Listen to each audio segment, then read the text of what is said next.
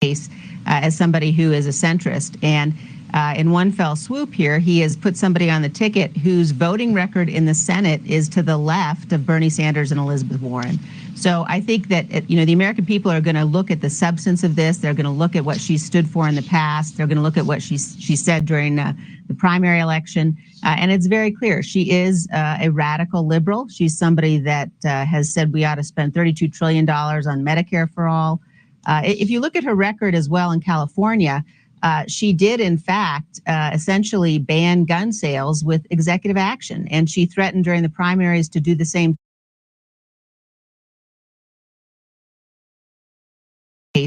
as somebody who is a centrist. And in one fell swoop here, he has put somebody on the ticket whose voting record in the Senate is to the left of Bernie Sanders and Elizabeth Warren. So I think that, the American people are going to look at the substance of this. They're going to look at what she stood for in the past. They're going to look at what she said during the primary election. And it's very clear. She is a radical liberal. She's somebody that has said we ought to spend $32 trillion on Medicare for all. If you look at her record as well in California, she did, in fact, essentially ban gun sales with executive action. And she threatened during the primaries to do the same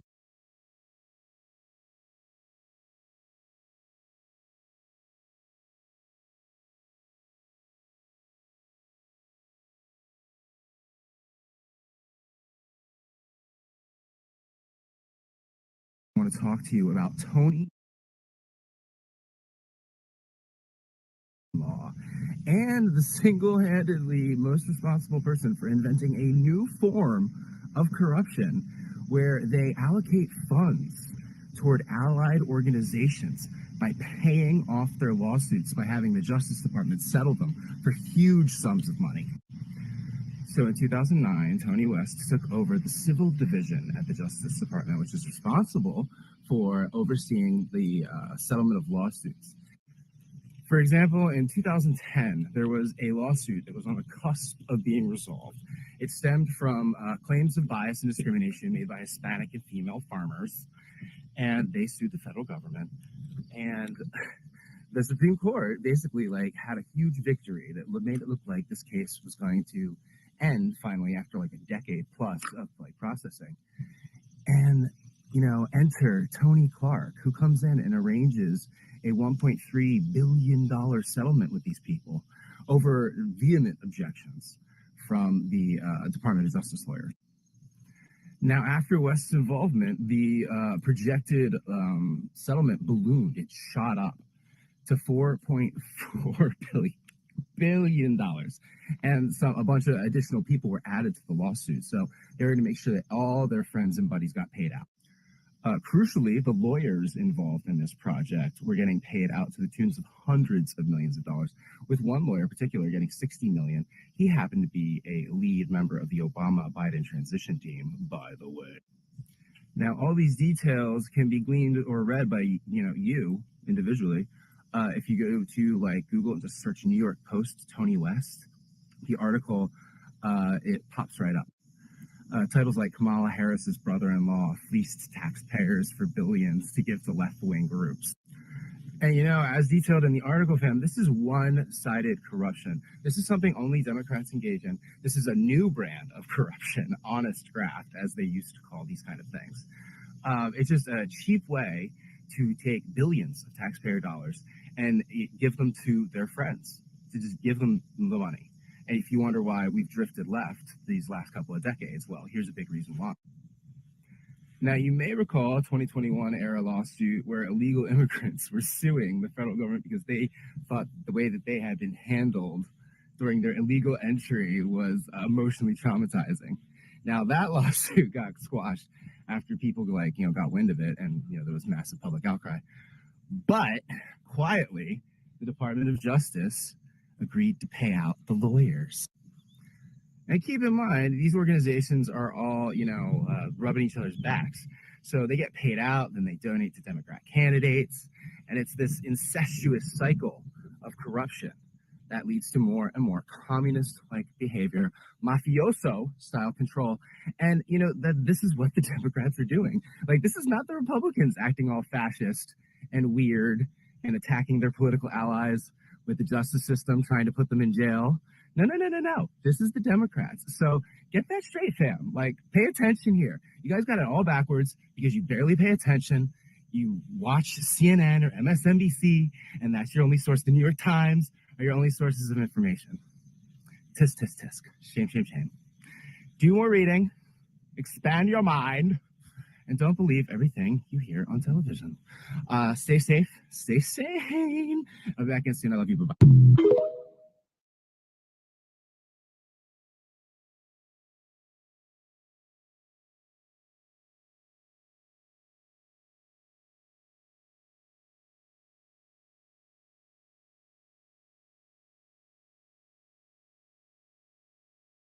There are a lot of states that are dealing with antiquated machines, right, which are vulnerable to being hacked. I actually held a demonstration for my colleagues here at the Capitol, where we brought in folks who, before our eyes, hacked election machines, those that are being used in many states.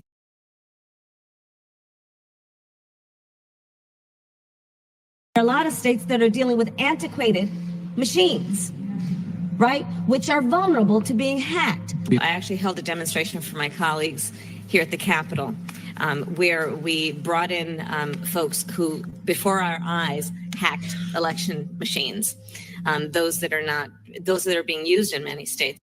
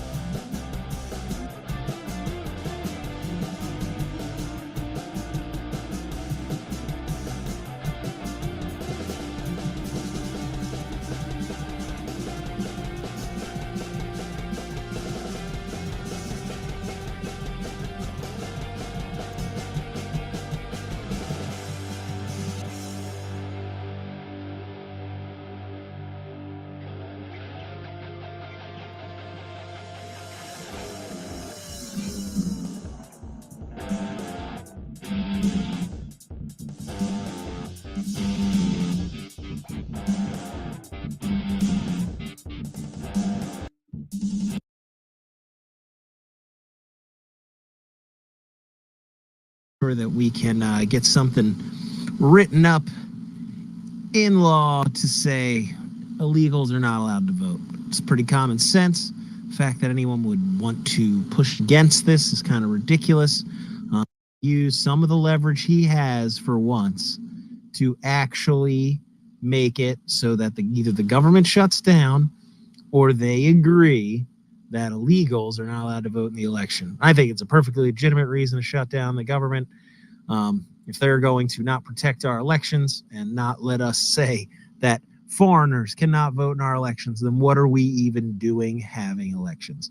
So, guys, hope you're ready to do that. Up here with Adam and American Mission, also Kelly.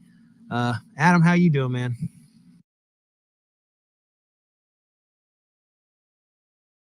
I just had to delete a post to respond to you. That's how I'm doing. I was like reposting the space. But yeah, how's it going, man? I'm doing well. Good day. Things are going well. And I was just left the MAGA space with the person that's been putting it together. Definitely great people, man. And it's good to see the culmination of everybody that's like-minded and patriotic and American. You know, absolutely. Trying to send us out. Do we not have a bubble? Can you check that, Adam? Can you? Yeah, it's a plus sign. I can't comment in it though. I can't click into it. What's that about? Yeah, it's a glitch. I noticed lists are missing, so I guess lists are gone, maybe as well. That's good. I don't like lists. Most time people put me on lists. It's because they're trying to organize to try and get me taken down. So I'm not a big fan of lists. Dang it. It's really looking like we might have to launch another space. We want to have a bubble, which I think is probably pretty important for this.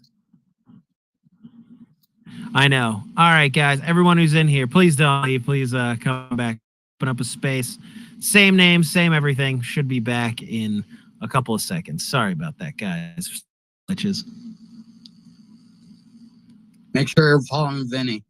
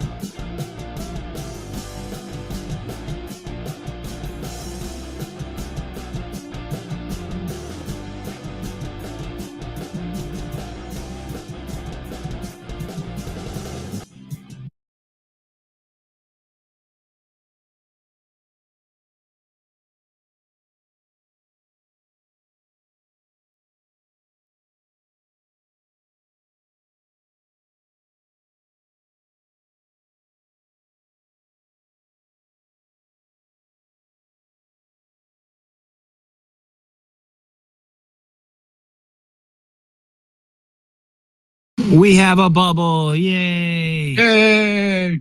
Go team.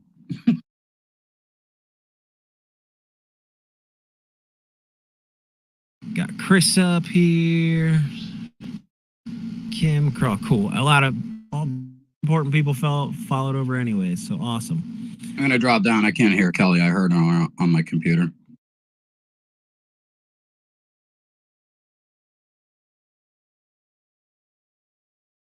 How you doing, Kelly?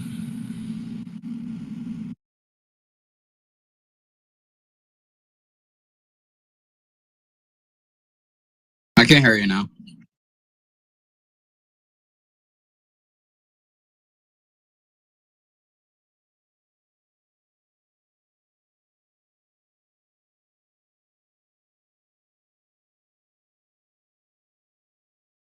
Gotcha.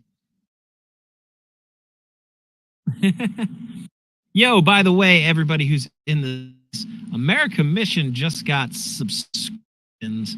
So, we have tons of people always say, oh, how can I support you, blah, blah. The easiest way, most effective probably way that we have right now is just subscribe to us. $10 a month. We know it's a lot. You don't have to, stay the whole time. Even just doing it one time would be good.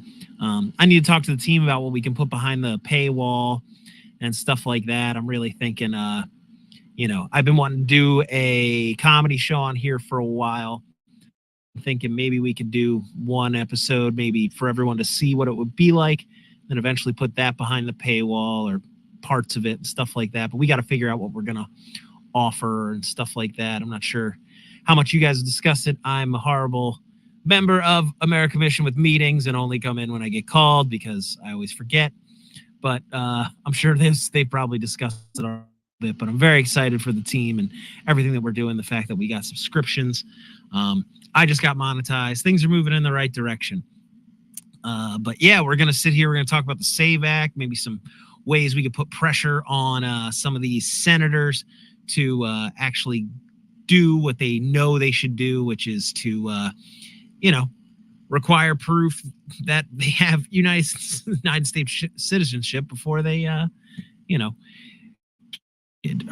go and vote. Sorry, get elected. That's the next thing. We're gonna have illegal freaking representatives probably. That'll be the next thing they try to pull. Be like, well, we got presented, but yeah. Adam, thought I'd bring it up. Tim, like a GOP combined SAVEAct and spending bill thing that he released, I think yesterday. It was a pretty good, like the beginning of the is like 26 minutes. It's just, I guess, a video, but just the first few minutes of it is good enough to listen. I don't know if you're up for that to start the space off, because he does go over a couple things that are pretty good. To you, let me know. Patriot up.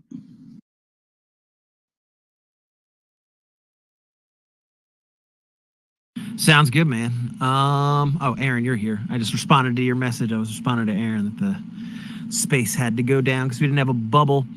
Yeah, no, I think we should go over that. I think we should go over, if you're somewhere where you have a senator who is blue or a rhino, should probably find a way to contact them. And also we have some ways of making it look like we came from there, because the very first thing you're going to do is see, are you from my district? Do I even have to care what you say? And so I remember we had some workarounds for that as well. You melt their phone lines. They really don't like it. So the result hasn't been too great, but you can see that if we have something, we can push it, So, it was great to show that we could have an influence and push them into doing what we wanted. Speaker Little Mike Johnson, he hasn't really done what we wanted, but it did show that if we do, get together and put pressure on these people to listen to us. What's up, Kelly? Yes, it's me, my alter ego or something. Okay, so I put the the bill up in the Jumbotron, and also on our call to action Substack. When we get to that, we did come up with a sample phone script, a sample X post, and also a sample, let's say, letter email. And we have also the list of senators, the link where you can go to get all the X handles for the senators. And we also have, let's see, Fiscal Note actually will look up your senator, and you could just plug in the note that way, and a phone call. And also, of course, we have the list of extensions for every senator in that document, which I'll also put up in the pill when I get to it. Nice. That's awesome. You're amazing, Kelly. We love you. Yeah, no, thank you, Kelly. Thank you very much. I'm blushing. We heard your cat's having some good time in the background, by the way. That was pretty funny. Every time I'm busy, it's like, oh, you can't pay attention to anything but me. Well, yeah, guys, thanks again for pulling up. Just want to let you guys know American Mission got subscriptions yesterday, so we always have people, I'd love to support. That's one of the best ways. You also don't have to subscribe forever, just one time. Would really help if all the subscribers we had subscribed once. Oh my goodness, we'd be so grateful. We'd be able to do so many things for you guys. And if you do want to subscribe forever, you're more than welcome to, though. Oh, of course. But pretty much anyone who I've supported or liked that, if it was something that I felt like I didn't want to pay for, at least anyone who I supported and didn't even want to, I did want to support them, but not subscribe and support them always. I just subscribed at least for, at least once, 1 month, subscribe and then cancel. It's not a big deal. But if you do want to subscribe, you do want to grow American Mission and all that, that's one of the easiest ways to do it, or you can always get involved. So we appreciate that. Also, Kim, you could probably put it up there. Also, guys, we have a shirt, No War, Vote Trump. Most effective, I think, thing to say, easy. Anyone who's anti-war will see that and immediately love it. I think that's the best message that hasn't been used yet. So if you guys want to buy one of those too, we'll probably put that up in the nest. I got to get mine soon. And yeah, we got to start pushing for no war as it starts to heat up and all that kind of stuff. But yeah, we got to make sure that we take care of our elections first with the SAVEAct. So, Kelly, you got your hand up. What's going on? Yeah, of course I forgot something. And, I'm live streaming too. Okay, X Broadcast, QX TV. And if you check back in the chat area, the purple pill, we also have a coupon you can use if you get your own QUX box. And we're also streaming to Rumble, pill.net, YouTube, although we're doing it under my account, Kelly JIM, just in case we get strikes. We're trying it out. We really don't trust them. So, and then also, last but not least, Kick, and a shout out to Michael, who's there helping out in the chats. Thank you, Michael. He's a real hero, actually. Yeah, can I promote myself? Oh no, guys, we're it's promoting evil. American Mission. It's evil Bill Gates. Oh my Listen, gosh, I missed you. I want to promote blocking the sun. I want to promote mosquitoes in Vinnie's house. I want to promote Moderna. I want to promote Silence of the Lambs. I want to promote Agenda 2030. Mosquitoes in your house. All that good stuff. Thank you. Oh man, it's been so long since we've had Bill Gates up here. I don't even know why I let him on stage. He's trying to kill us all, but like Diligent, we got to have dissenting voices. So if we can have retarded gay Jared, then I guess we can have Bill Gates. He's peacefully trying to kill us all. Peacefully. Yeah. Yeah, I'm trying to do it in a carbon neutral way where not much CO2. For you haters that say, I travel around the world in my private jet. Well, I use gas. I use plant-based aviation fuel, where that means I'm part of the solution, not the problem. And for all you brokies over there, maybe you could sell me your carbon credit.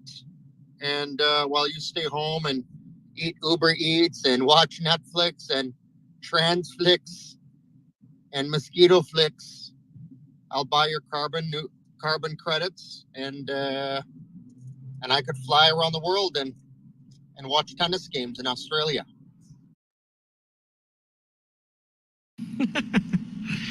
Oh man, Bill, it's been a good time. It's good to see that you haven't quit the site yet, considering what happened to you after the conniption about Yes. Amy Schumer. Yeah. I really would love to know how many illegals you have working plantations. Yes. Well, first, Vinny, I do not like you because I lost a lot of followers. And Vinny put a poll that really triggered Dr. Not Bill Gates that had Amy Schumer in the top 5 of best comedians of all time. And I may have said the C word and I got banned. And I lost all my peoples. Bill Gates was becoming a household name. And that's where I'm at. Is that when your head shrunk? Yes. Any chicks out there? I'm still single. and fly you out. Have some nice bug protein smoothies, all that good stuff. Thank you. No, thanks, Bill. And I am sorry that triggered you so bad. I was the one who who put that up there because I saw that and was like, Amy Schumer, top 5 comedian. That's absolutely ridiculous. And you just took it to a whole nother level, and they were like, no. But yeah, shows you the power of Amy Schumer, I guess. Who, by the way, if we win the election, is going to move to London. So I hope they go this time. I hope so. She wants to go practice Sharia law and get beat in the face. Is that what she wants to do? The Muslims are gonna love her, I'm sure. Nice, hell, this white might be, woman. this will probably fix the immigration problem. She lost weight, didn't she? I don't know. I don't think she lost as much weight as she gained before. So, anyways, she's literally one of the worst. Even though I will say she does have a big part in writing Miss Maisel, and that's a decent show. But that's all I'll give her. But yeah, guys. So what are we gonna do? So you think we should read the bill? Should we go over more practical steps? This is more of a conversation that then leads into action. So if you guys, what do you think we should do first? I think I'll just butt right in. I think that we should do the Timcast. I think just to give a little information off to get us all warmed up and ticked off, right? And then we'll be ready to go. I love it. All right. I don't have any objections if anyone else doesn't. Yeah, I don't know what's going on with that guy. I heard some of the, I don't know what's, if it's satire of whatever the hell's, I don't know why he's in the news. That's what I'm getting at. Russiagate. He's a victim. Yeah. So he's a victim of a thing called Tenet Media. Gave a bunch of influencers, I think about $10 million to license their stuff. And now we're finding out through shell corporations and through this indictment that it was all Russian money. And they're trying to allegedly. No. It seems like it is. But it has nothing. The thing is they're acting like Tim and them were doing the Russians bidding. But what they were really trying to do is get in and then build up their brand. So then they had influence. It seems like Laura Chen might have known what was actually going on. She always gets me because she's a pretty sweet, sounds normal, pretty attractive Asian girl. And seems like you can't trust them lately. Seems like they're always, spies. Can we put her face on the nest? I don't know who that is. Who is Little that? thing, honeypot. Yeah. So, we could. What's it called? Someone could probably. You can find her account. Just put it at Laura Chen in, and you'll find it. 2 seconds. CHEN. Or Lauren Chen. Sorry, I was calling Laura. But yeah. So anyway, so Tim and them got up, and what's so funny is Merrick Garland named them as victims in the case.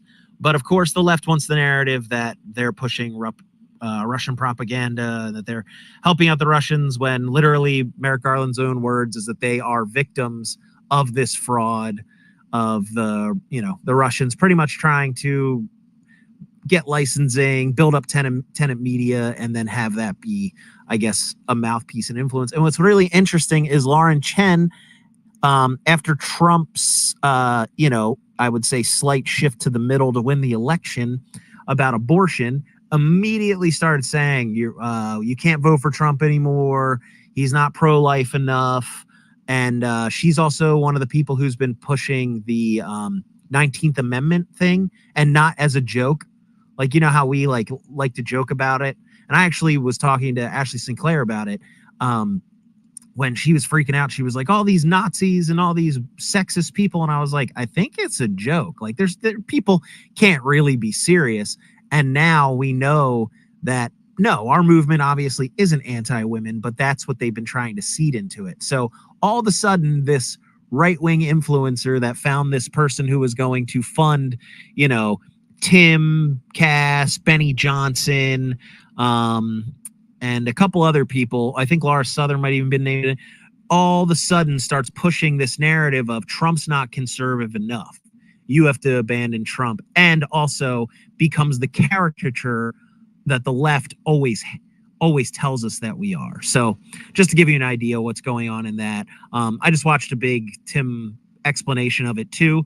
That was my thoughts even before I watched it, because obviously he's involved. So, but you can listen to it. You can read the indictment yourself, and you will immediately notice that anyone trying to say that Tim Cast or that anyone who is involved in it that's not named Laura Chen or her husband knew what was going on is pretty much extremely full of it. What's up, Katie? Well, I was just going to say, I made a comment comparing Tim taking money from Russia and mainstream media taking money from pharmaceutical companies, and how they don't report on the bad things of pharmaceuticals because that's who's paid them. And the left is trying to make me unalive myself. Like, these people hate my existence. And I just wanted to apologize to everyone for being an anti-American retard. You know, I really am sorry for being a Russian asset, except for I was actually rejected by Russia because I'm too stupid. So I just wanted to put that out there that, you know, I did post a farewell here on X, very hyperbolic, very, you know, don't bully me with your large accounts for simply asking questions, but all in good fun. I'm laughing at how, like, I can just, the comments they're making is like they're seething that I'm some kind of, you know, sympathizer for Tim. And I said, you know what, even if Tim is guilty of doing things, the world is going to keep spinning. None of my opinions have ever been shaped or molded by fucking Tim Pool. Like, why are you guys so upset? And then it's just an accusation, right? Accusation, he's named as a victim, but they don't care about that. It's like they just love that Russia's got their teeth in someone so they can, you know, just freak out about it. Like, the party of joy. I mean, this is really, really something else. But things are kind of breaking that down for me because I really didn't know. But as quote unquote influencers, right? Everybody that has an account is an influencer. Like, Vinnie, you have a podcast. I have a podcast. And sometimes people want to do brand deals with you or whatever. And you do have to be careful and you do have to do your research. And sometimes, and frankly, most of the time, it's probably just better to say no. Just keep doing what you're doing because you love doing it and build your own brand and your own community. And hopefully you'll get to a point where, like America Mission getting approved for subscriptions. Hopefully people subscribe because you guys always bring super incredible information. You know, hopefully one day I'll be there. I'm not trying to, I don't know that I'll even be a podcaster for, you know, much longer, much less think of it as like I'm going to make millions. Not in it for the money. Anytime people post about ad rev and stuff, I always post that stupid gift that's like, you guys are getting paid. Like, I'm here fucking 14 hours a day. And just because I love it, I love being involved with sharing information with others and building communities. So, you know, maybe we'll see what happens with Tim Pool. As our great president says, I wish him well. Katie, you're not missing anything. I make like $4 every week. Girl, you could buy, what can you buy for $4? In Biden's America, nothing. Nothing. 1 gallon of gas with a couple cents left. My daughter came home and told me that that inflation has hit the school. She told me that the snack machines have all gone up like 50 cents and telling me the new prices of all the snacks. But she's come a long way because last year it was inflammation, but now she knows that it's inflation. So pretty funny. Well, everything you pick up is going to be minimum $5. Like, I go to the supermarket, friggin' mayonnaise, $5. Friggin' bag of bread, $5. Everything's like $5 or more. It's ridiculous. Bread used to be like $1 and change, you know, like it's insane. And that's one of the biggest things that I've been doing over the past couple of years is just picking up items and saying the price out loud and be like, fuck Joe Biden. But now it's fuck Kamala Harris, you know? I'm definitely going to start doing that. Yeah, no, it's crazy. What's it called? Doing the canvassing stuff and knocking on people's doors. It easily is the number one issue. Everyone's being eaten alive by inflation. It's really sad. And the thing is people go, oh, how does this happen? It's like, you obviously have not studied what the communists said. Lenin himself said, you grind the capitalist pigs in between the millstones of inflation and taxation. And what does Kamala Harris want to do? She wants to raise taxes, raise capital gains tax to 44%, which is absolutely insane.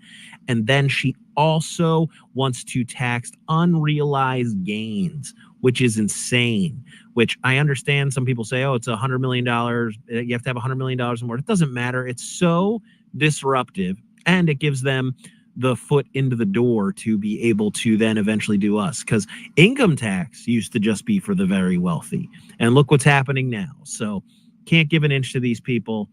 Yeah, it's a horrible idea to do any of the things that she wants to do. She will put the nail in the coffin of this country if allowed to. So we have to fight back, and one of those ways is by saving the election, and one of the ways to save the election is not having people who don't belong here vote in these elections. So SAVEAct's really important. That's why we're going to go over all that. If you guys can keep it short, we'll go to the hands. Then we will go to the video with Tim Pool, get everyone psyched up, and then we'll talk about some steps to, put some pressure on some senators, help some people out. So, all right. Real quick, Vinny, the Inflation Induction Act is what it should be called, because it's inducing inflation.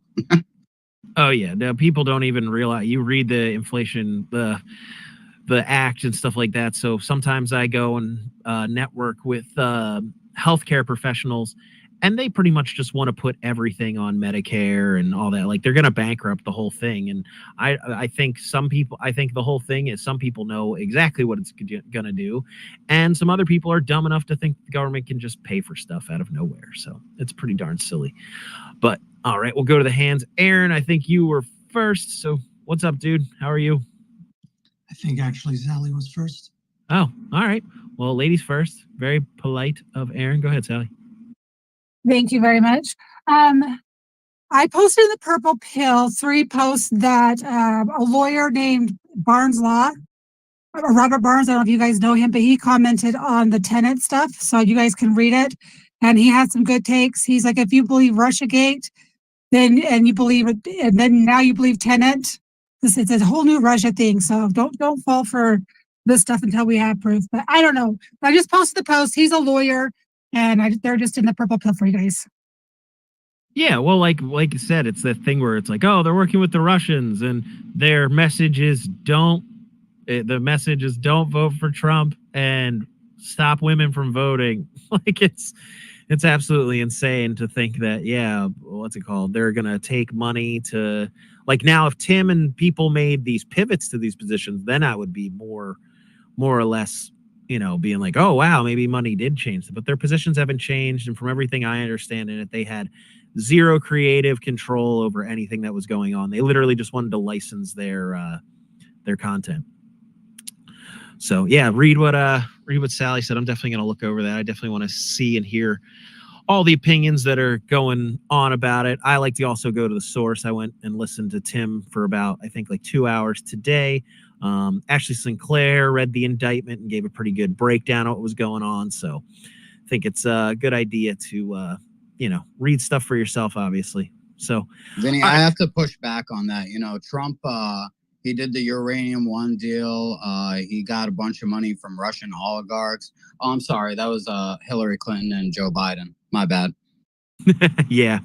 Oh, man, that whole thing is so ridiculous. And then that was going really well. It looked like they were actually going to get busted for Uranium One. And then you have, what is it? Was it Brett Baer who came out and was like, this is normal. It's totally fine to sell 25% of your enriched uranium to Russia. That's just normal business. Yet Russia's the bad guy. It makes no sense. And he did it on Fox News. So then you have liberals shove it in your face. See, it's not a big deal. This guy said it's not. He's on your team. So that's really frustrating. So what's up, Aaron? Well, I, for one, have to say that I don't know if you guys know about what happened in 2016 when Donald Trump and his FBI found a British spy by the name of Christopher Steele and tried to say that Clinton's connected to the Russians and orchestrated this huge plan with the FBI to take him down, spied on Hillary's campaign. And also there was the 51 intelligence agencies that spied on behalf of the Trump campaign to say that the Eric Trump laptop scandal is complete Russian disinformation. So the right wing has a connection to Russia that it's hard to ignore. It's so freaking real. The right wing has been hobnobbing with Russia for such a long time, and we have to talk about it. We have to talk about the fact that the FBI spied on behalf of the Russia campaign, on the Hillary campaign, and tried to discredit everything about Hillary Clinton because she would have been our first woman president. It would have been so amazing. But we have the FBI spying on her campaign. This is so evil. This is so bad. And I, for one, will not stand for it. This is why we're going to win, because we can mock them like this so hard. Yeah. Good well, job. Adam, right? One of the best things to say. So I'm not sure you guys, obviously, the shooting, everyone knows about that in Georgia. I've been mocking people so hard who are doing the gun grabs because I'm like, guys, Donald Trump's leading in the polls. Like, in your mind, Hitler is running in the polls, and the guy who you think is Hitler, you want to take guns away now? What is that? Does that sound like a smart idea? If you truly believed that Hitler was coming into office, that you would want to take away guns? Make it make sense.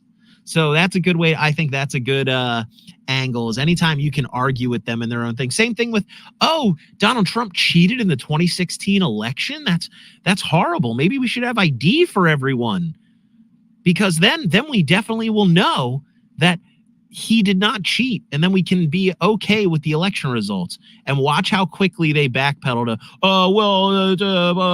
you just see it happen so quickly. Because you know how many Russians got to cross that border under Donald Trump? My God, man, you don't want them all voting illegally. Exactly, and that's why we got to do the SAVEAct. So, guys, if you don't want Donald Trump to cheat, any of the liberals who are in here, probably like one, but please help with the SAVEAct. We need to make sure that these illegal Russians who are here do not vote, because they'll sway the election. They've invaded Ukraine and now they're invading the United States. We really need to do something about this. This is a very terrible thing. But we need to get them on board with these Democrats and back them up on this 100%. Yeah, we need to stop Russia from interfering in our election. Paper ballots, hand count, two-party supervision on that hand count, and on a precinct level. That's the only way. It's crazy, Vinny. I did this. I did an article about like 2 months ago, and I cited this progressive website. It was called Cephos or something like that. It's out of California. It's an official government website. And they fight for climate change and all this stuff. But back in 2016 and 2012, around there, they were pushing for hand count, paper ballots, because of election integrity, and all the actors that you know and you see and you hate, like Alec Baldwin and all these people, they were all part of it, and they were pushing for this initiative for hand count and paper ballots on precinct level, and being against the vulnerabilities of machines, the ballot machines. And I cited this in my article a few times, and their website, they went ahead and took down the pages, dude. I went and I clicked on my article links, and the pages are removed. Their website's still up, but they took down the pages because I brought attention to it. That article got a bunch of hits, and I guess somebody I was posting it to Democrats and all sorts of people, and I guess they reached out to them hey, you should probably take this down. We don't want them getting actual election integrity that you used to purportedly support. And the Rockefeller Foundation actually backed this organization as well. Interesting, right? Not surprising at all. Guys, correct me if I'm wrong, didn't Putin just endorsed Donald Trump for president? Oh wait, no, he endorsed Kamala Harris. That's what I mean. No, Vinny, I think you're wrong. I'm pretty sure it was Donald Trump. You have your facts wrong. It was definitely Donald Trump. I'm pretty sure that I'm correct on this one. Dude, the other thing that's crazy about the Georgia shooting too is everyone's like, something needs to be done, and it's like, guys, the person only was able to shoot 4 people because an officer who worked at the school stopped the kid. So shut up. Like, that's the thing I don't even understand about the whole thing that's so ridiculous is like, let's grab guns, and we can control a whole country environment, yet you don't think you can control the environment in a school? The rationale just makes zero sense. And you sit there and but that's the thing. Democrats like to stand on dead bodies to try and get stuff done, which, by the way, this announcement's just for America Mission. Somebody just released a Kamala Chameleon song, and I was listening to it as Aaron was talking, and it's good. So Send it to me? I'm really glad. Patriot. Dang it, that was going to be you, Vinny. What's it called? So slow. Well, we'll listen to the whole thing. I only got to listen to part of it. It seems like it's done pretty well, so I'm not upset.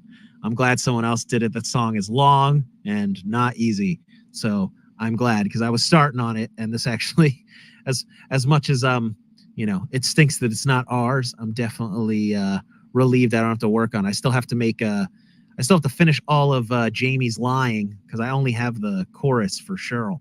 So I got to do that whole song, which, again, not easy songs. We always decide to pick songs that are like not the easiest. Is it Kami?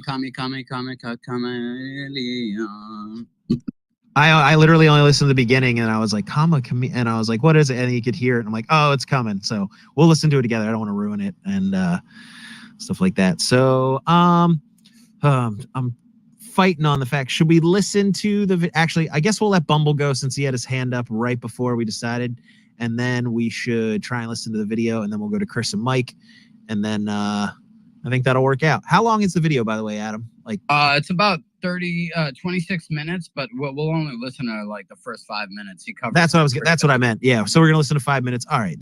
People can wait 5 minutes. I don't want people waiting 26 minutes for the content. No. Yeah, that'll run the space. Definitely. Yeah. All right. Cool. All right, Bumble, hop in here, then we'll listen to that video real quick, and then we'll get to everyone else. Thanks, Vinny. Here's one for you from the Comedy Writers Room. So you remember that video of the building in Colorado where the Venezuelan gangs were breaking in? Yes. Okay, so strip the audio on that and overlay it with the song from Visiting Angels.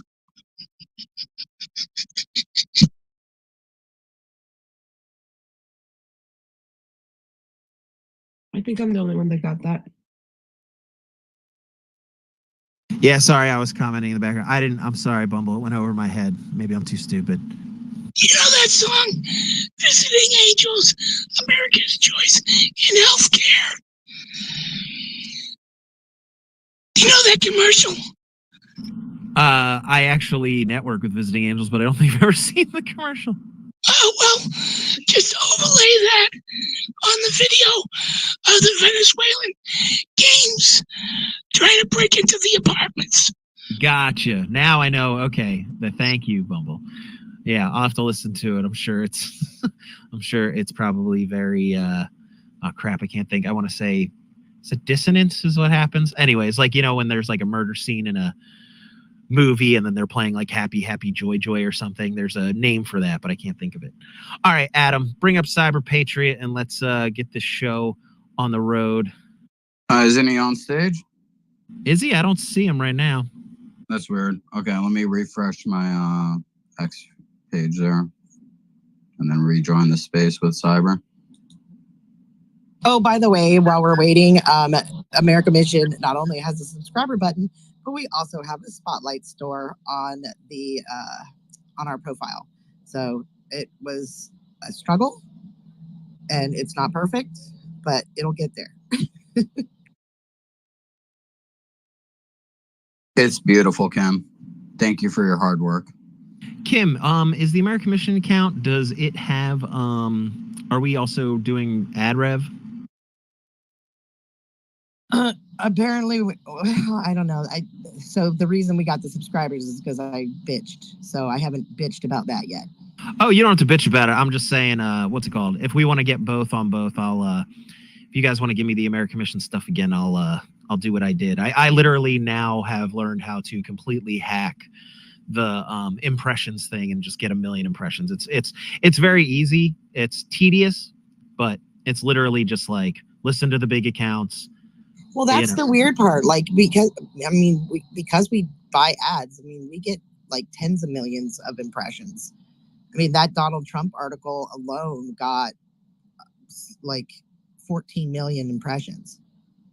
So I don't know why we're not monetized. Well, I think once you hit over 10,000 followers, I think you're up for monetization at that point, right? Like it's only 500. It's 500 and 5 million impressions over 3 months. That's all it is. 5 million impressions. We're at like 69 million in 3 months.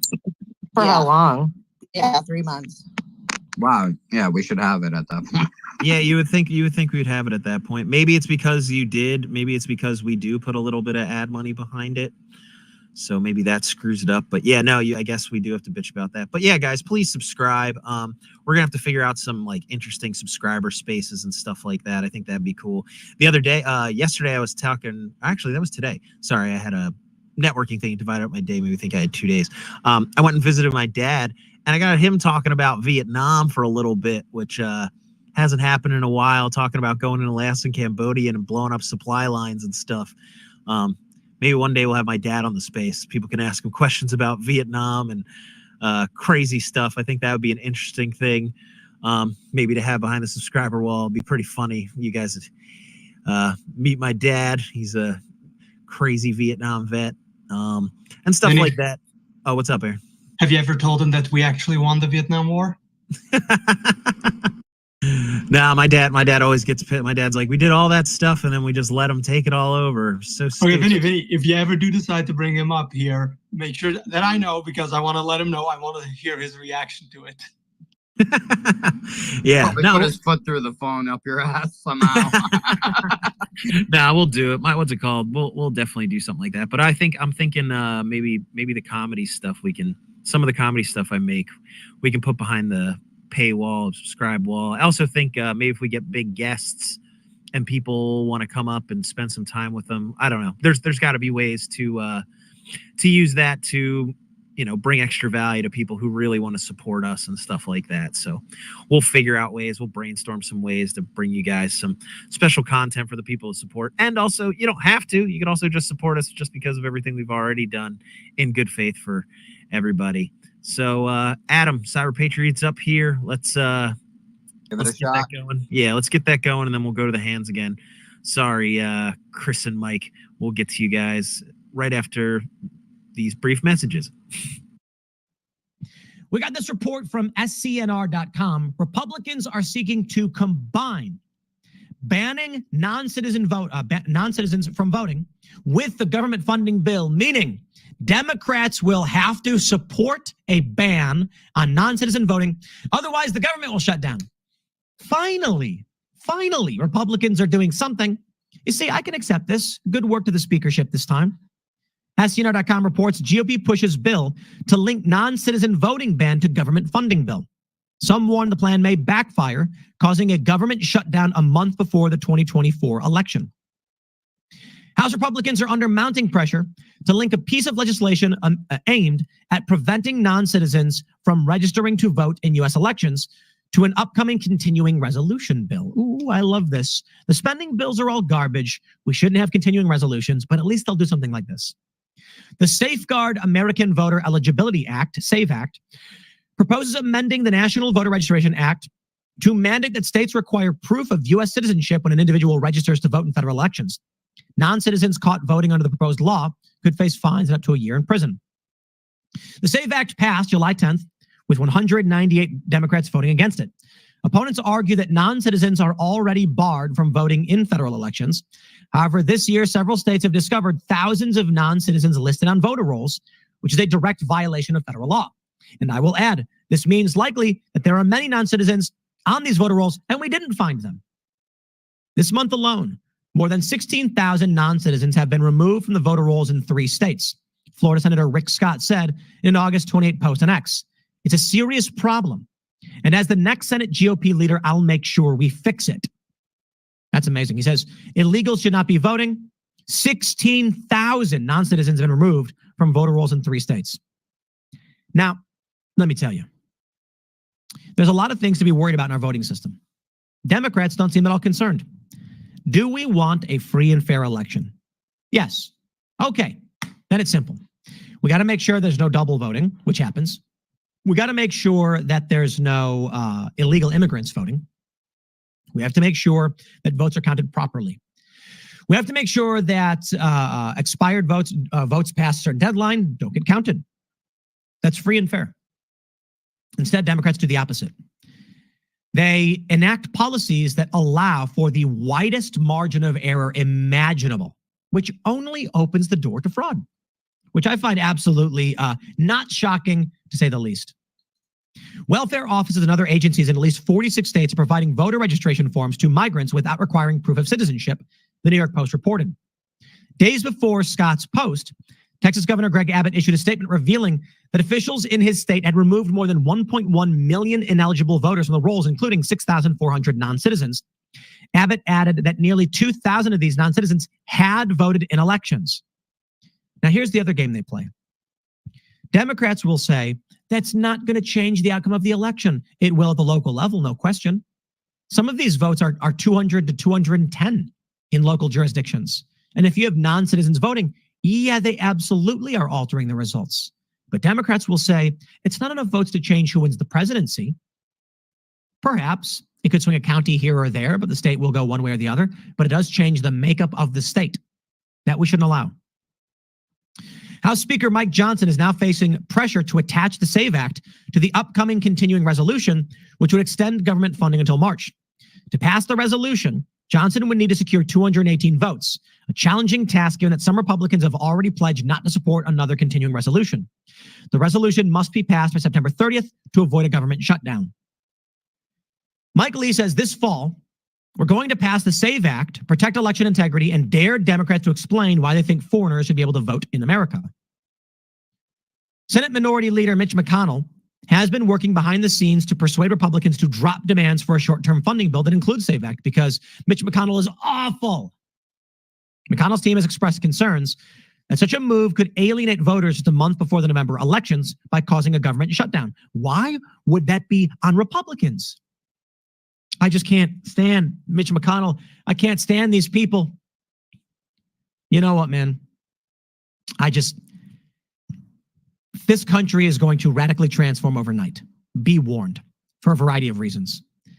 The octogenarian political establishment and the septuagenarian political establishment are insane people. They're insane.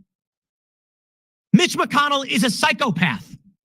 They don't know what's going on. They don't read what's going on. They don't care. They're probably reading newspapers to get their information on what happened, learning about yesterday's news tomorrow. I'm just so fed up. And those of us that are paying attention and are watching this in real time are shocked that Mitch McConnell is so bad at his job. But they keep voting for him. Thanks, Fox News. Anyway. So you think that's good there, Vinny? Yeah, sounds good to me. It just reminded me, though, we got to, of course, yesterday I put out that post and then they got hit with all this crap. We're trying to get Cheryl on the freaking Timcast and everyone's running right now to get the narrative right. So frustrating. But yeah, no, that was good. So yeah, guys, obviously, I think Tim broke it down pretty easily. You know, by doing this, you then get to get Democrats at the least to explain why it's okay for illegals to vote in our elections.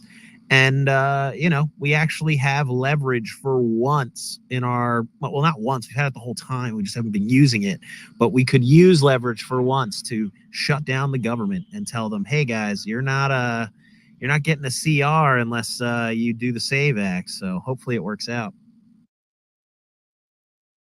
All right. Yeah, put them between that rock and that hard place, definitely. Yeah, then they move the rock. No, if they were Hunter Biden, they'd smoke the rock probably. Nice. Oh, by the way, all of a sudden, he's going to do a plea deal so Daddy can frickin' pardon him. Give me a break. Oh, absolutely. No, we know exactly what's going to happen. I'm not going to pardon my son until it doesn't matter and no one cares, and I'll pardon him, and then everyone will say that that I'm a good president. So ridiculous. The fact that he's still somehow sitting in that office and we have an empty seat in the White House is such an embarrassment. But all right, I guess we'll go to the hands and then we'll talk about what we can do. What's up, Chris? Well, I talked about this a little bit last night. It was late, so I don't know who heard anything. But, this gun thing.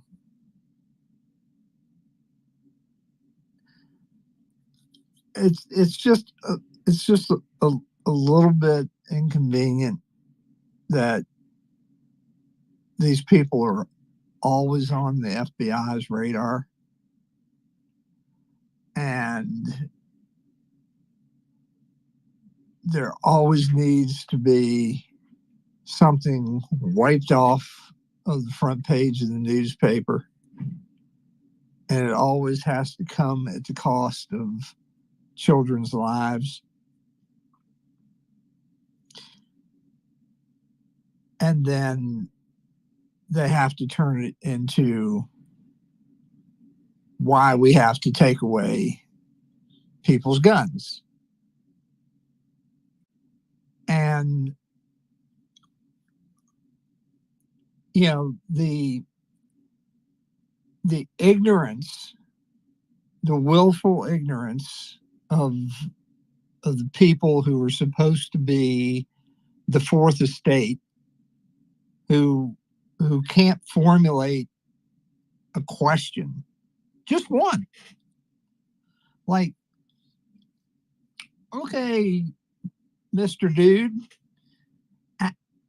there are 350 million guns in the country hiding out in people's gun safes or in their closet or in the bedside stands that didn't kill anybody yesterday.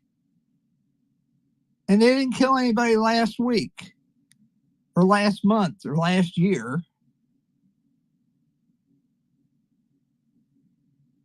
They sure as hell haven't killed any children. They didn't kill your kid. And we don't have an inherently hostile society. Nobody's, we don't have American citizens roaming the street just shooting people willy-nilly. Not yet. And,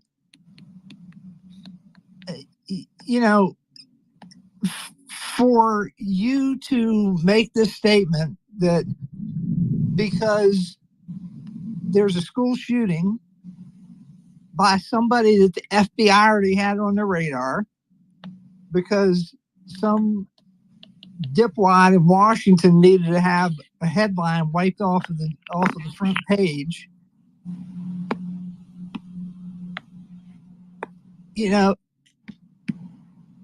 Whose problem is that?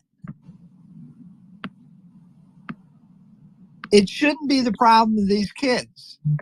And it sure as hell shouldn't be the problem of the gun owners.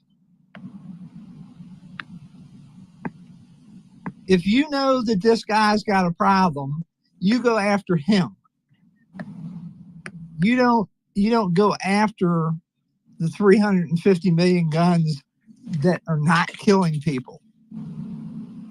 You know, you're not going after, I mean, you know, you're not going after the Bowie knives or the bows and arrows or the baseball bats or, God forbid, the cars. And you're sure as hell not going after the fentanyl that killed 100,000 people last year. And the year before that, and the year before that, and the year before that. That would cut into their profits. Well, and that, you know, they're too busy chasing around J6 grannies. And, you know, and you got 1,600 people on your list. Yeah, to Kim's point, of people from J6 that you want to put in jail before January 20th, 2025. I have no sympathy for these people. I have plenty of sympathy for the people who were shot and their families. I have plenty of sympathy for them. I have no sympathy for anybody who has their ass puckered against the Second Amendment, who gave them the right to be able to use the First Amendment to bitch about it. It's Fuck the very them. definition of retarded. Pardon my French. You know, these people, they want to leave these kids soft targets, but they want to protect these servants that leech off of our, you know, the public, the citizenry. They want to protect them, but not kids and schools. Like, it's just so ridiculous. Like, oh, let's put up, you know, gun-free zone signs, and that'll deter people. Like, are you stupid? Criminals are criminals, and criminals will get guns, especially with a wide open border, you know, where the cartel could bring these guns over. I mean, they could easily attack our children there. I mean, think about that. You know, these morons that they're sending in to do this crap. When the real terrorists come and they decide to hit our soft targets, we're going to be in a world of trouble. You know, a border agent was, I believe, shot or killed by guns that were supplied by Eric Holder's in Fast and Furious operation that sent guns from the U.S. to the cartels in Mexico. And not to mention, they shot up a wedding. Those same guns were traced to have shot up a wedding in Mexico as well. So not only that, like, people like Eric Holder that should be sitting in prison for the rest of his life for gun running, you know, to cartels across our border here and sneaking them by, you know, until he got busted by border agents. Yeah, this is ridiculous. These are the Democrats that want to disarm you and leave your children as soft targets in schools with no gun signs. These people are despicable. They're disgusting. They are the cause. They are the ones to blame. You don't want to put security for schools? What is wrong with you? You know, like, you are Adam, the ones to blame. But Adam, the blood is on your hands. Schools are made for learning, and if a kid has to see guns and barbed wire, what, they might feel safe? Dude, their whole thing is that they don't feel safe. Their whole thing is so stupid. Hearing them argue, school is for learning. We don't need guns. We don't need that. And it's like, yeah, you people don't live in the real fucking world. Like, that's the problem. These people don't live in the real world. There's danger everywhere. Life is dangerous. Like, the whole reason you carry a gun is to protect yourself. The whole reason that these schools should be protected, and the reason this is happening, is because we don't take it seriously. We watch it on the news and we act like it's going to happen to someone else. And it is true that, you know, when you look at everything, there's also the mouthpiece of the media. The media shoves it in our face constantly to scare people, when you have a much better chance of dying from many other silly things that you don't even think of than being caught up in a mass firefight or in a school or something like that. But they shove it in our faces. So if you want to get serious, the thing that pisses me off, because I've been talking about this all day, and then we should probably get back to the SAVEAct, which is what is it? The schools, harden the schools. And guess what? If the school, like this school shooting that happened, harden it more then. You add metal detectors. Go ahead. I think that they should have Eric Prince come in and put together a strategic plan to harden our schools and to protect our children. Absolutely. That's honestly they could use retired vets. I mean, I love the idea of having a retired vet program that could, patrol our schools and protect our children, and they would give them something to do. It probably would lower the suicide rate by tremendous amounts. And the community. Yeah. Or the kids would bring to those veterans too, Can I push exactly. back? That's exactly right. Vinny, can I push back a little bit? Sure. What's up, Bubble? So first of all, I think you're all missing the mark. They don't give a rat's ass about these kids. It feeds the depopulation movement. Get them while they're young before they reproduce more. So they don't care about these kids getting killed, or teachers. Obviously, or they would do something about it, but they're not. Shut up, Adam. I can't You got a Bumble. So here's the deal. They have this mental health awareness system. They identify these people through that, and then they give them counseling, and then they give them some MK Ultra-like drugs, and then they identify the source of their pain, and then point and shoot. These are manufactured shooters, every single one of them, all the way back to Maine and Tennessee and all the other ones. That's why you didn't get to see the manifesto, because if you did, it would put in danger the future profits of Big Pharma. And I think that's about it for me.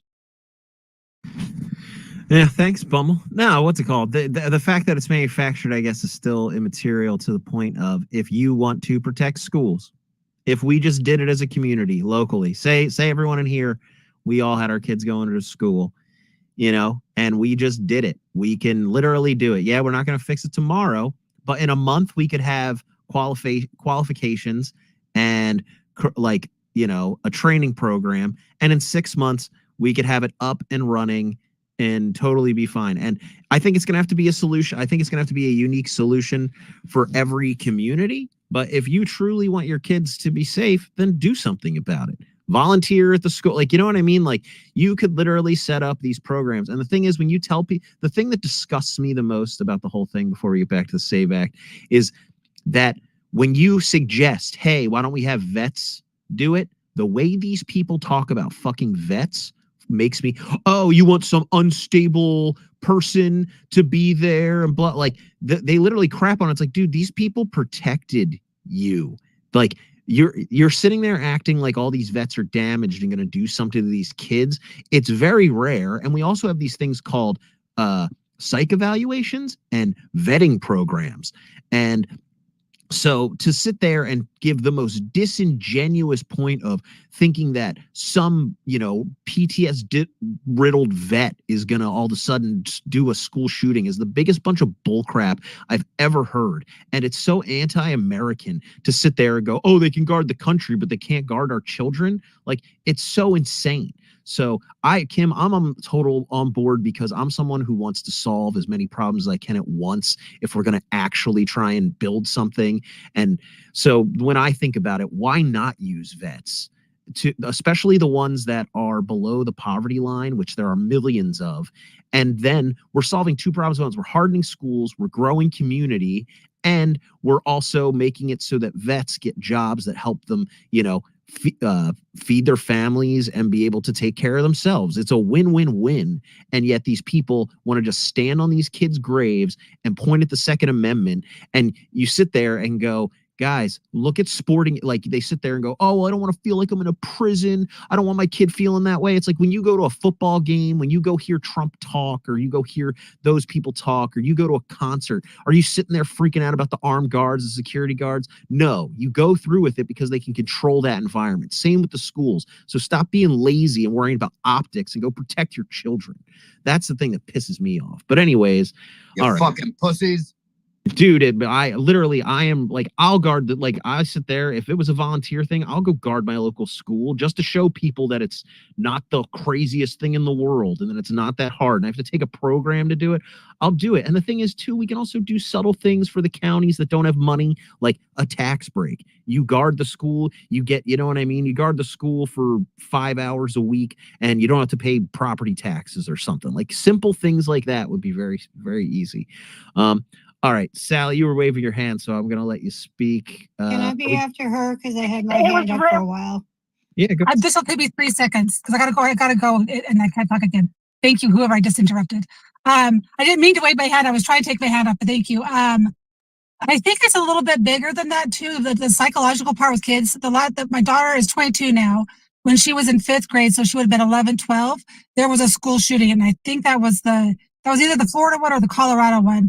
But she was traumatized from that. Like she was afraid that someone's going to come into our house and shoot her dead. So it's not just the traumatization of that, but the kids are seeing this and they're afraid that someone's just going to randomly go shoot them. And then they have this anxiety all the time. They have this constant, like I took a pill. She was about probably 16. I said, we can't control who comes into our home. All I can do is keep us safe. So you can't sit and worry about things you can't control, right? Because if someone wants to break in here, they're going to get in here, they're going to shoot us. But worrying about it is not going to change things. Anyway, but it was traumatizing for her for a long time.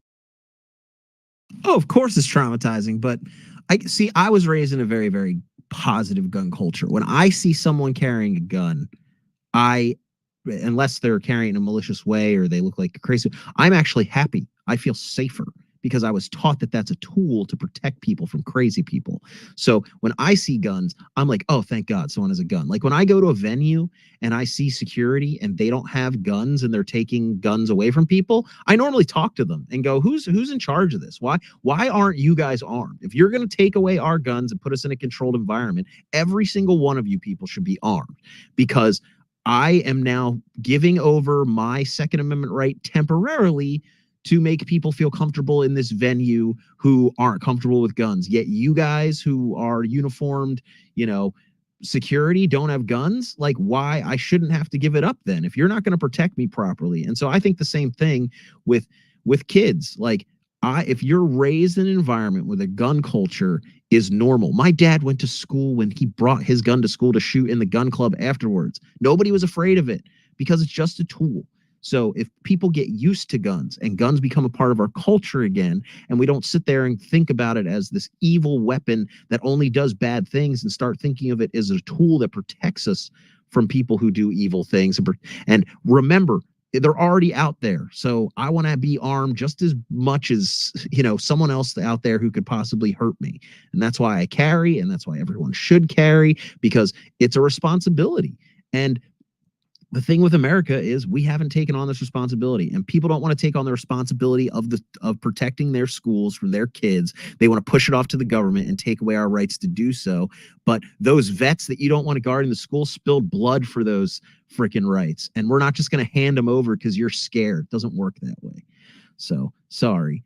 But eventually we'll get to the SAVEAct. Sorry, I've been talking about you want to hit up the last two hands? I think. Yeah, let's go. Let's go. I hope we can get back on track with it. What's up, No Rose? Hey, good evening. Oh, wait, hold on. No, Rose. I think we had Kelly. Kelly, we didn't see your hand. Oh, yeah, go ahead, Kelly. It's okay because I said like one word and it took my hand down. I just noticed. I'm like, oh, I lost my hand. Well, the more I thought about it, what I'm about to say, the more I probably don't agree. I'm glad they're not giving him money anyway. But I heard yesterday the DOJ or whoever just gave $300,000 more towards sanctuary cities, which police can't even arrest people who commit crimes in sanctuary cities. And people complain, the schools don't have enough money to put into extra safety. We'll give this money to the schools, right? To go towards, give them enhanced doors or whatever they need. But then I started thinking about it, and every time the federal government gives you money, there's strings attached. So, maybe not. Also, Vinny, I did want to bring up, I think Crowder had somebody under cover, kind of talking to somebody with DOJ, and they admitted that all this, the Trump trials and all these indictments are just a show. and that somebody from the DOJ leaked. My brother was telling me about it earlier, asking me if I watched it. I didn't get a chance to watch it yet, but did you hear anything about it? No, I'll post it in the pill. I did the what the heck was his name? The one dude, was like, I guess, undercover, talking about how he doesn't like Alvin Bragg and all that kind of stuff. Yeah, I listened to the Tim Pool thing on that. But we're getting more and more away from talking about the SAVEAct, so let's try and get back to that, I guess. But no, Adam, definitely we'll talk about that. Go ahead, No Rose. All right, yeah. I just want to support Bumble in his comments because he is exactly right. I wish people would go into Trash's old, they're not old actually, but he's been doing deep dives on this whole, it is a really subversive thing that's going on with these kids, and it's coordinated. And it is coordinated through FBI offices. They are groomed to do this, and they are medicated to do this. The father is now getting indicted for supposedly, buying this kid an AK for his birthday in December. And Crook's dad just lawyered up too. And what I'm saying is these parents are involved in this, and you have to go back and look at all the profiles of these shooters and what's going on.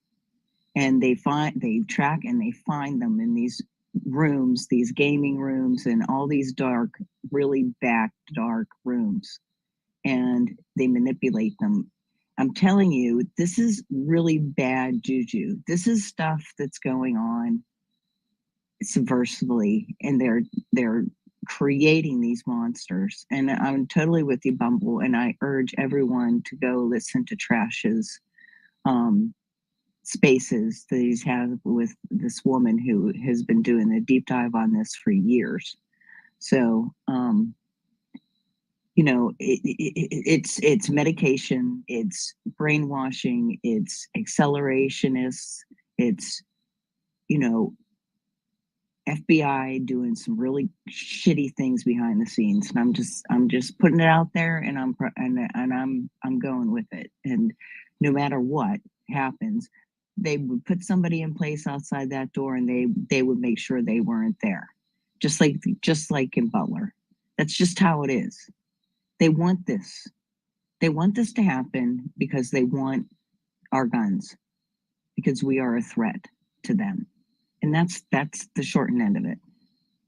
They don't want an armed civilian populace. And that's their way of bolstering the argument to take our guns. And so, thanks, Bumble, for bringing it up. And I'm not, I didn't want your thoughts dismissed, because it is real, and it's really hard to discuss, but it is real. It is happening to our kids. They are getting totally mind screwed. I was going to do F, but I thought better of it. And the SAVEAct, this is a political play, but listen, they're going to fold like cheap seats. I'm telling you right now, it'll never pass the Senate. They'll fold like cheap seats. So, all our hopes on this, forget it. I'm not. We can talk about it. Sorry, we're gonna. It ain't happening. Yeah, well, it's about getting the placate the Republicans base. That's it. Yeah. Well, it's to But we're get not gonna get it. it's to get them on the Sorry to get them on the record. Yeah, it'd be a black pillow in the room, but it's the reality, unfortunately. It's to get them on record at the very least. And, you got to try if you're going to do something. You never know. Maybe them explaining themselves make them look so bad that they, it works out. But no, more than likely, you just get them on record saying some crazy stuff, and it looks really bad for the election for them. When imagine getting flooded with phone calls with a bunch of people saying that they're not going to vote for you when you go up for re-election or whatever. yeah, that might put some fire under their feet. There's a bunch of other things that could be said as well. Maybe we'll censure you, things along those lines. Yeah, we have to figure it out. And I didn't want to dismiss Bumble's thing. It's just that's hard to, like you said, it's one of those things that it's hard to get into people who are already what would I say? Hard to get. Conspiracy adverse. Level of conversation. It's a whole other level of conversation. Exactly. And so what I was trying to say, so I wasn't trying to dismiss it. What I'm trying to say is you can make it so you can make their job to do it to your schools with your kids in them. If people in here have kids, you can make it so that they have, a much harder chance if you organize something like that and do it properly. And that's why my thing was I would honestly start with, like if you have parents at the school that are good standing and stuff like that want to volunteer and put together a program. That way it's like, I doubt, somebody's going to be able to get through that if you really know the people. So it's about having that community. And that's the thing that they're exploiting is that we don't. Well, Okay, can I just do one last chime in? Sorry, Kim. Okay. Is that immediately after, the local news in Georgia, we're talking to the neighbors, and the woman who lives across the street had never seen this kid. Never. He saw the two younger kids in that family. She had never seen him until the day of him walking down the street. And she was concerned and then talked to her daughter, and honestly, they had never seen that kid in the neighborhood ever until that day. Weird. Well, what about also the phone call to the school the day of saying they're going to shoot up that school and 5 other schools, and then he was on the FBI list? You're sitting there going like, wouldn't you at least close the school or maybe call all because I think only 2 resource officers were on out of, I think they had 12. Like, oh, all hands on deck, every single resource. Well, isn't it funny that almost every one of these shooters are known to the FBI for a long period of time? Gee, let's start adding things up here, right? They're tracking them. They know exactly where they are and where they're going and what they're doing online, and they know. They're grooming. Yep. No, it's totally disgusting and dystopian, and yeah, they're gonna do whatever they can because they're in a room has convinced themselves that doing these things is good for society because they're insane. I wouldn't be surprised if they didn't, they weren't following Croaks already, like previously as well. Yeah, he was in the Donald Trump he was playing the Donald Trump assassination video game thing they have online. Like the guy's name is Crooks, right? Crooks, for God's sake. Like he was meant for a certain purpose to be the fall guy or something. Yeah, Kim, you wanted to say something. Get us back on track. I wanted to get us back to the SAVEAct. All right, go ahead, Kim. Can I say something? I had my hand up. Go for it. Go away. Everybody who needs to speak about the child shooting, do it now. No, this is actually the different people with guns, the so-called Venezuelans taking over buildings. And I'm not sure whether it's a psyop to create fear, to make people think they have to use mail-in ballots. But supposedly it happened in Aurora. Is everybody quiet? No, Craig speaking.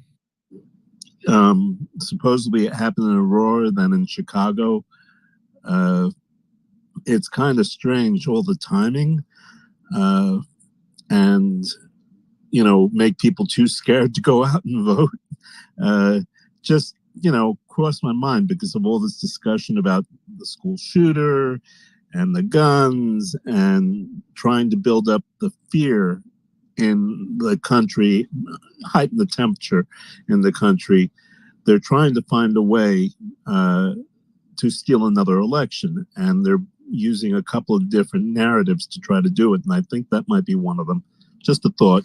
Craig, wasn't it the Joker guy, the shooter? Was that Aurora as well? Yes. Yeah, that was That's kind of also. interesting, right? It's also really interesting with the movies coming out, right? I'm not sure if you guys have seen the Joker trailers, but Oh, a little pre-programming, perhaps. yeah, just maybe a little.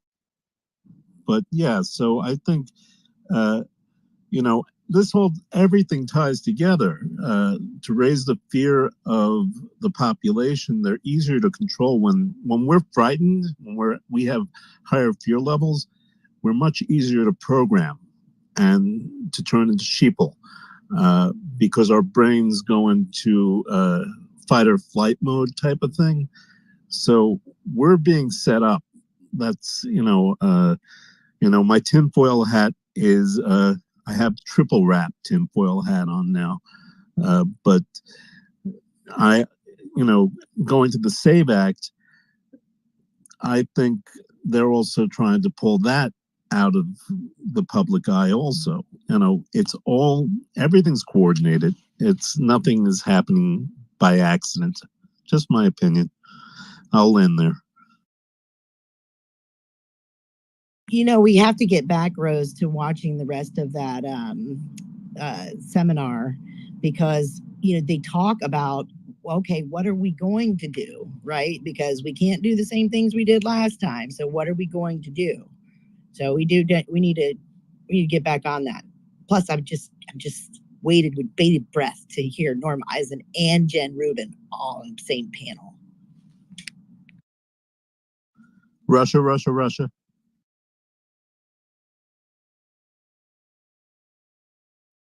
So, guys, what can we do for the SAVEAct? I know, Bumble, we got your hand too, but I think we should go over a little bit of this. Unless you're short. Is it quick, Bumble? No, he left. All right. Well, Chris, you want to say something?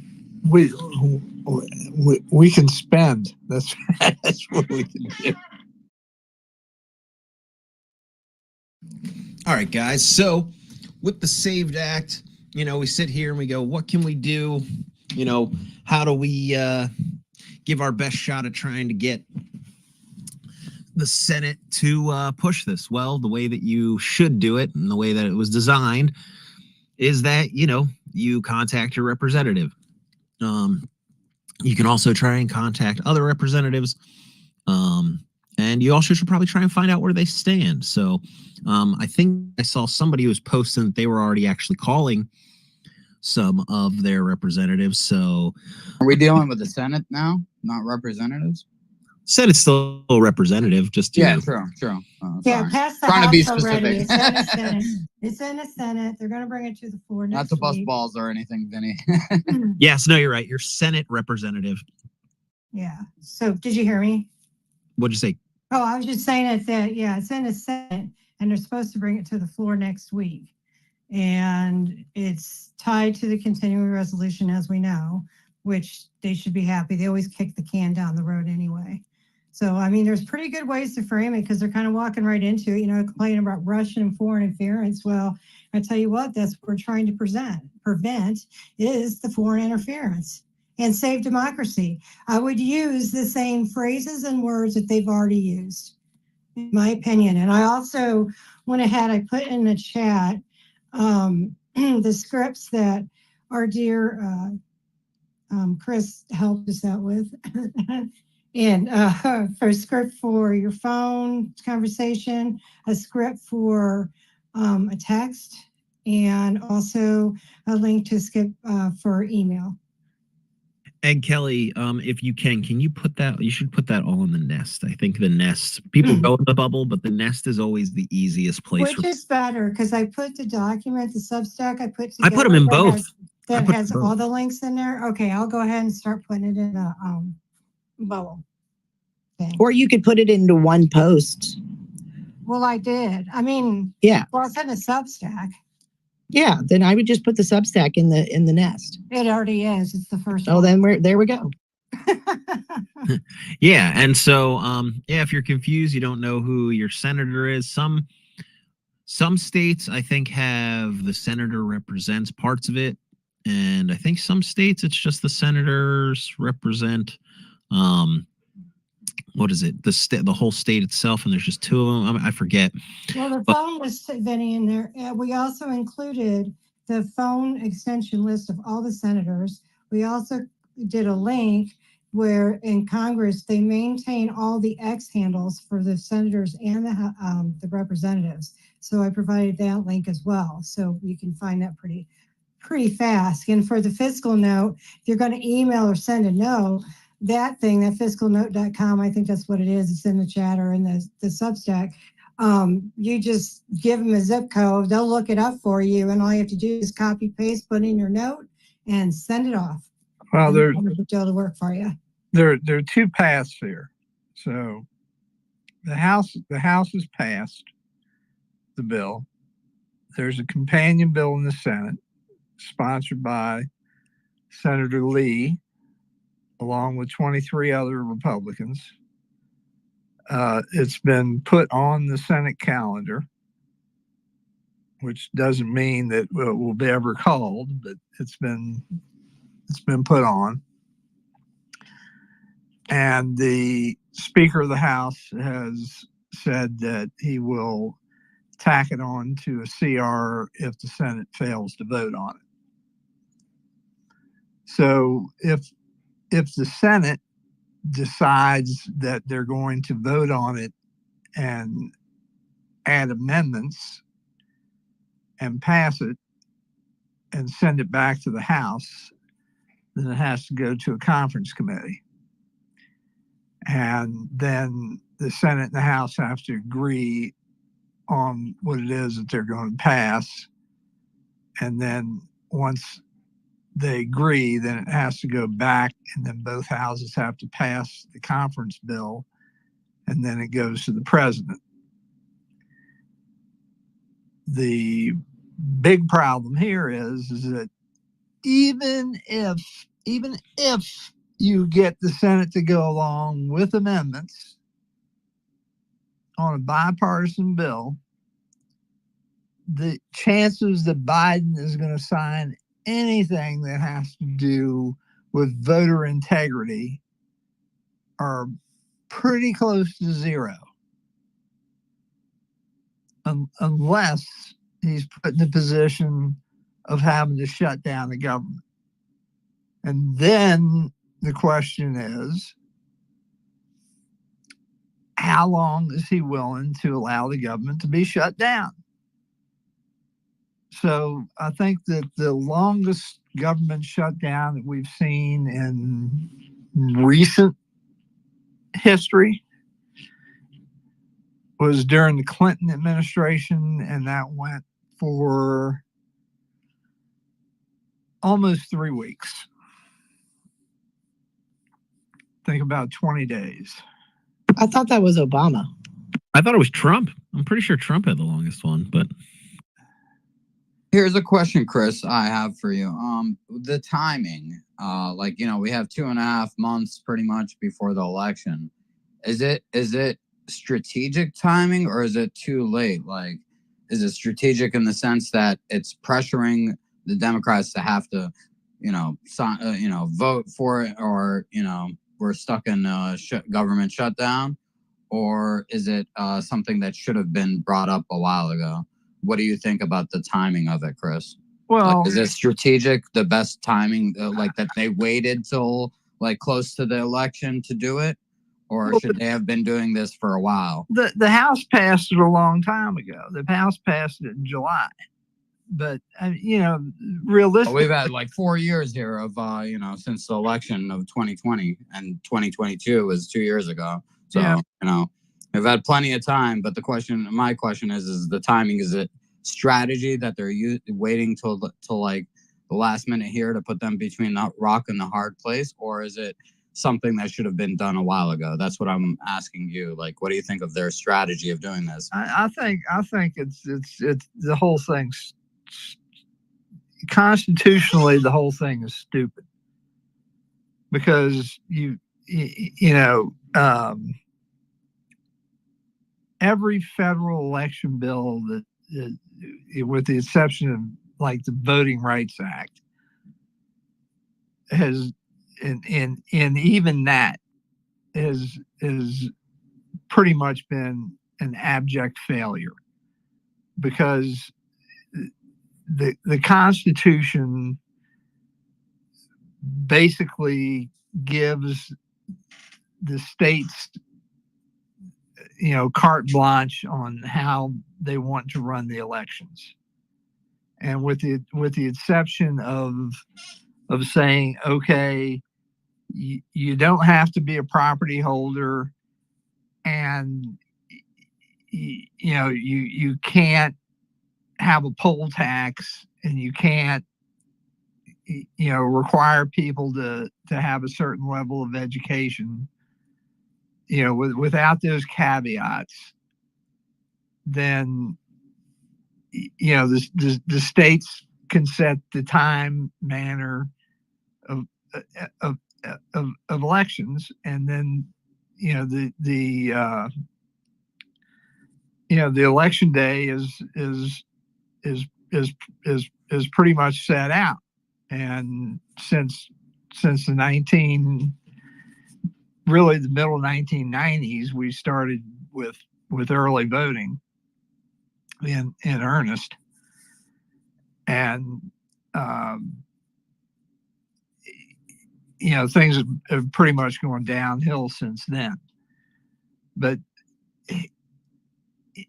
when the federal government gets involved in how elections are run, it's a problem, because then you start to standardize things. And the reason that the Constitution says that the states are supposed to run the elections is for the reason that it is less corrupt if you have 50 different elections instead of one national election.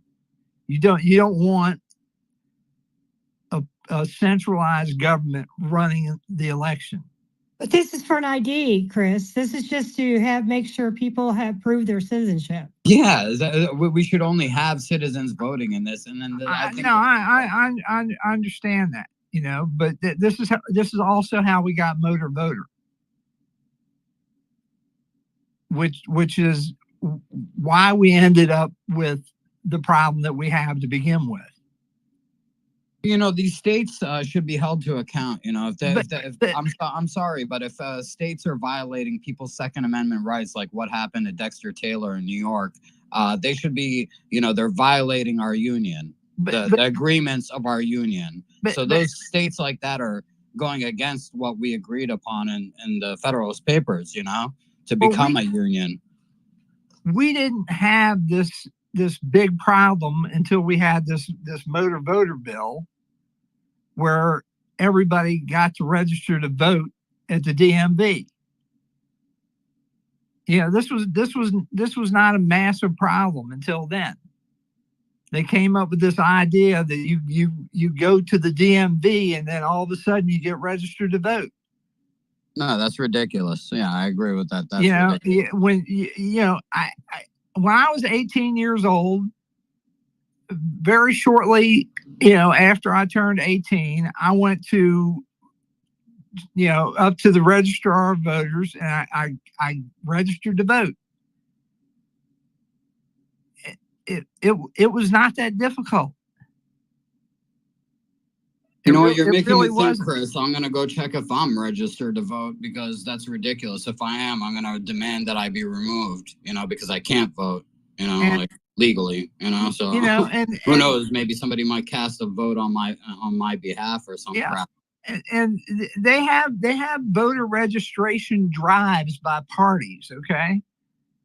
And there are other ways to do this that identify whether people are legally allowed to vote, instead of putting, your DMV is not exactly,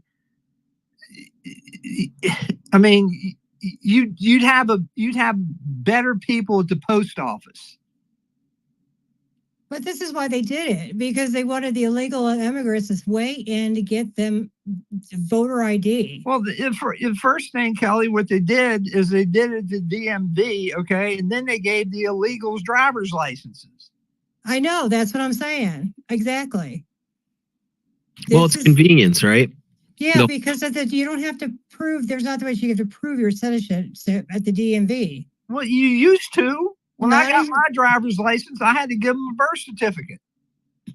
Well, now you'd have to, if you get the real ID, since they're complaining that having an ID and all that is disenfranchised to vote. Just wait till they're forced to get the real ID. Well, yeah, but yeah, when I got my driver's license in the 70s, I had to go in there. I had to bring my mother and go in there with my birth certificate. And she had to swear that she was my mother, show her driver's license, and present my birth certificate so I could get my driver's license. I had to do the same thing. It was like three or two forms of ID, and then my parents, signed off that I am. Well, now you don't have to, because I mean, if you're not a regular resident, you don't have to do that. And it's a little checkbox. Are you a U.S. citizen or not? Oh, gee, yeah, I'm a U.S. citizen. Wink, wink. Yeah. That's it. Yeah, it's pretty. So if this whole thing about not requiring people to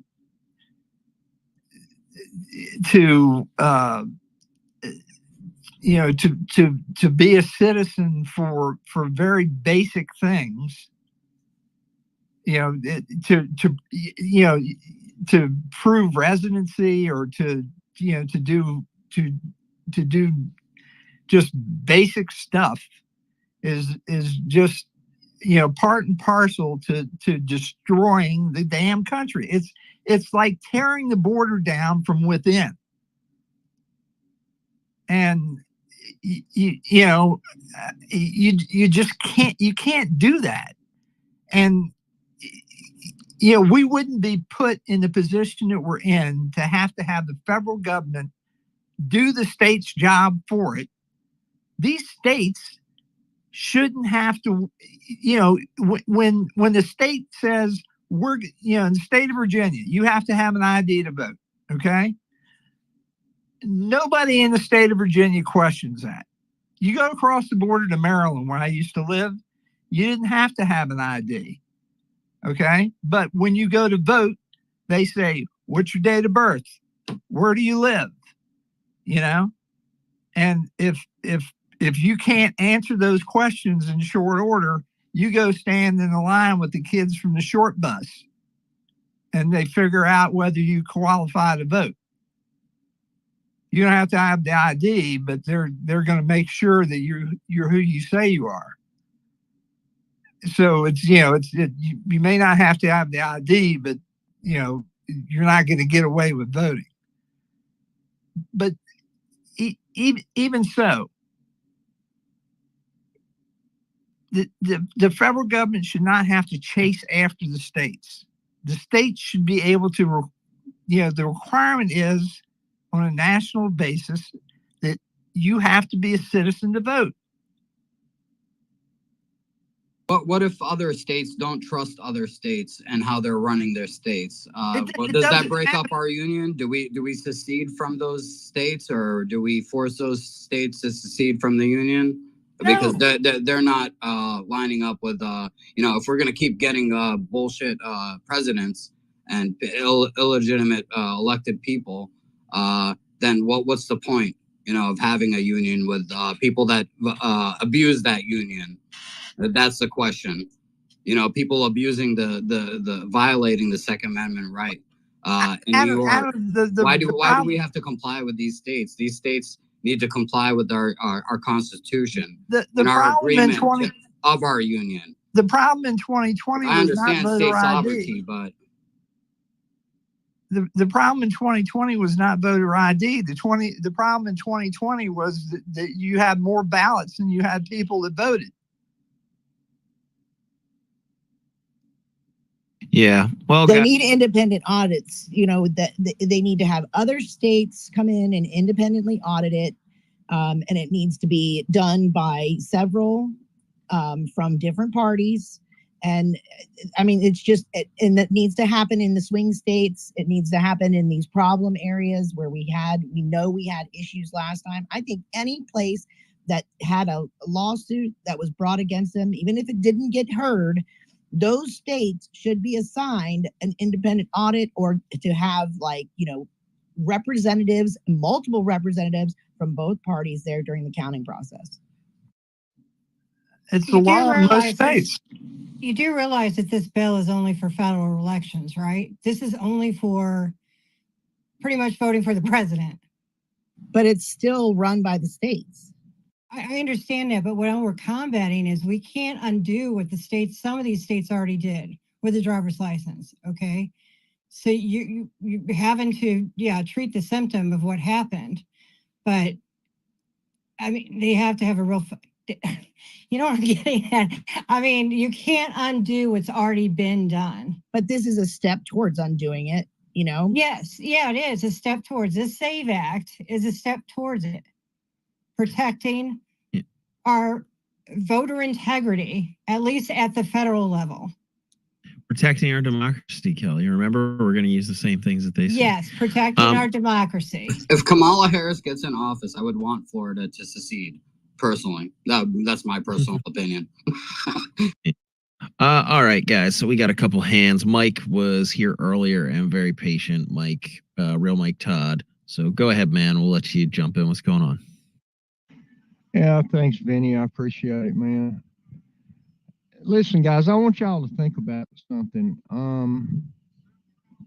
You know, there's the federal shit going on. Of course it is.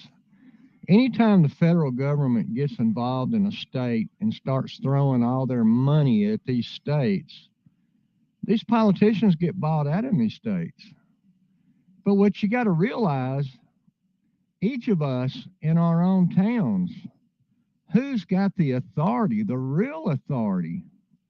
It's your sheriff. Sheriff, yeah. It's your sheriff. And I'll give you a really good example of what's happening in my town. And this has to do with the federal government and my sheriff. I live off of the Tennessee River on a lake in the state of Mississippi, a huge ass lake. I live right on the water. We live there's a little bitty town about 9 miles up the road from me. We have 2 motels. We had 2 NGOs buy those motels with federal money. They completely redid them. They are going to house, and I've got all the receipts to prove it too, they're going to house 5 illegal aliens in every damn room of these 2 motels, and they're going to vote. Because guess what? When they came across illegally, they were given paperwork that said they were here legally until they showed up for court. So they got their driver's license in a blue state, and they're busing them in here, and the sheriff and 300 people in my town, we have an open carry law and a concealed carry law. We can conceal carry. We're a 2A sanctuary state in the state of Mississippi. I helped get that passed with Bubba Carpenter. And here's the thing. There's going to be 300 people, citizens, along with the sheriff's office, working together that are going to these motels to keep these people from being able to vote. We are not going to let them vote, and my sheriff is not going to let them vote. So if you don't think you can't do it in your own towns, you know, you can, but you've got to do it on that level. And you've got to do it town by town, guys. And I heard somebody speak earlier. I don't know who it was, but I want to touch on this. Somebody in this room earlier said that Vladimir Putin today endorsed Donald Trump. Please go to YouTube, look at every damn network. You can look at any network you want to. I don't care who it is. They aired that today on television, coming straight from Vladimir Putin. He totally 100% endorsed Kamala Harris. Oh, it was a joke earlier, Mike. People were being sarcastic. Okay. Well, I'm just telling. I thought you guys were taking that serious and falling for it because it's not true. No, we're American Mission. We don't fall for things like that. Putin wants stupid to be stupid. He wants the stupidest people in the world to be running America. Okay, he doesn't want somebody with common sense and a business background who has already stomped his ass once and will stomp his ass again. And he doesn't want that. Of course he wants Kamala Harris. But just think about your sheriffs. Let's go back to the SAVEAct. This is never going to happen. You're never going to get Biden to sign it. We can all wish until we turn blue in the face. It's never going to happen. It's BS. It's not going to happen. Well, then they don't get their funding. Well, you know what? That's up to we the people, isn't it? It's up to we the people. You know, let's all stop paying taxes. Let's all just quit. Yeah, if the government's going to stop working for us, then then why would you pay an employee that doesn't work for you? There you go. And as far as taking our guns, that's our God-given right. It's in the Constitution, from state to state to state to state to state. And every state shares their Constitution with other states. So do you think I'm worried about? There's 380 million people that live in America. There's over 500 million firearms owned by Americans. Okay? You got to look at it that way. We outnumber them 3-1,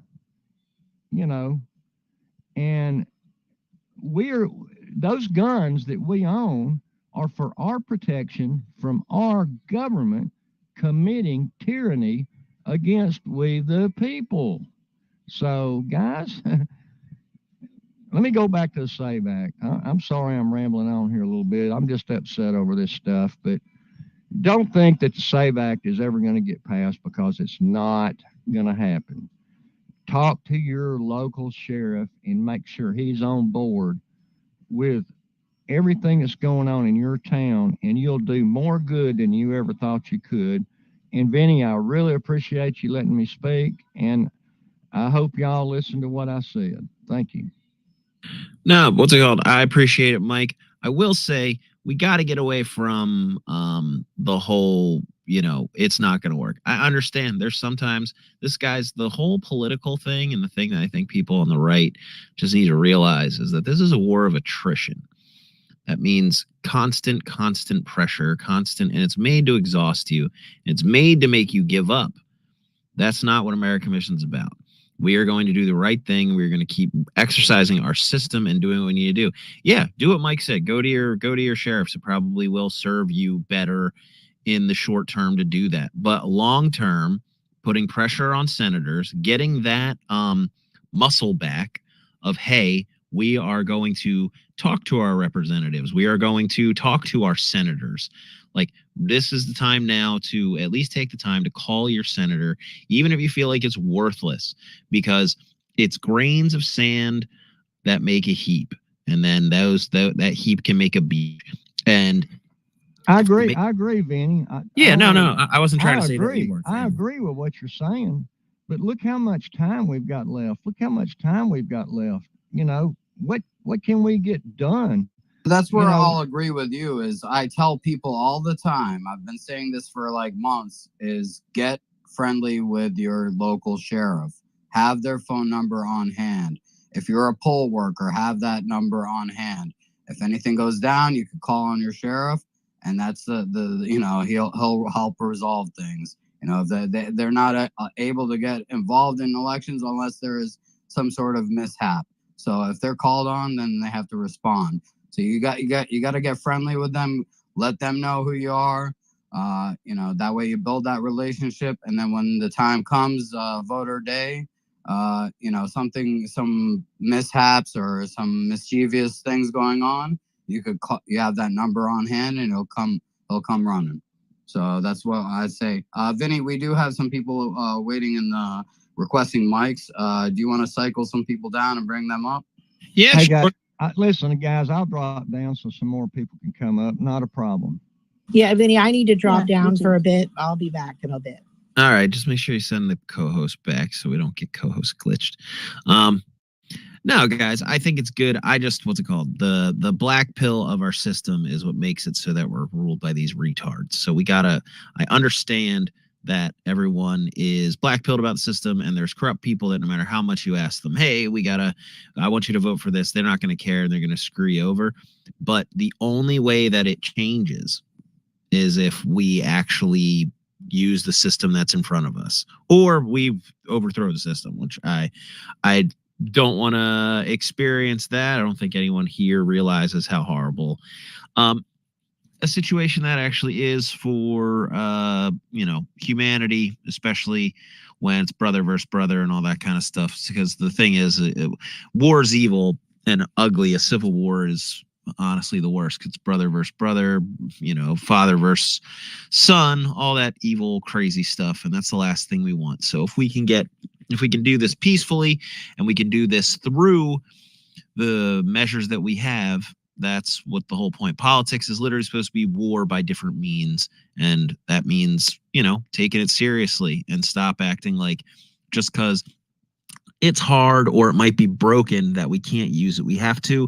I need to know in my heart before I ever, shoot what would I consider now a fellow countryman if we're in a civil war. I need to know that I exhausted every single peaceful thing before anything like that would ever happen. Unless obviously they're going to probably attack us first or whatever. But if it's going to come to that, I need to know that we were always acting in peace and stuff like that, because I think that is the moral responsibility of a Christian. We don't go into fights or war, just willy-nilly. We have to know that we acted faithfully and positively in trying to actually love our enemy in the best way that we can. And people don't like to hear that, and I understand that, but that means that going through and exhausting every single peaceful measures, and then if they make it so that's impossible and now they're ripping people out of their homes for speech and guns, then that's when you can finally go,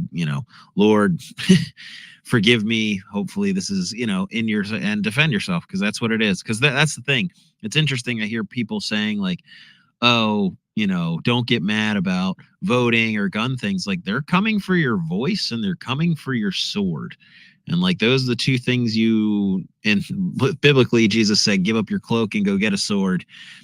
So when they're coming after their guns, they're trying to come away from that. And when they're trying to take your vote and they're trying to have illegals, they're coming after your voice. It's the only way. And that's the reason we have a small, tiny, I like the way Jim Pfaff put it. We have a small, tiny revolution every 2 and 4 years to throw these people out. And I guess it's 6 years for senators.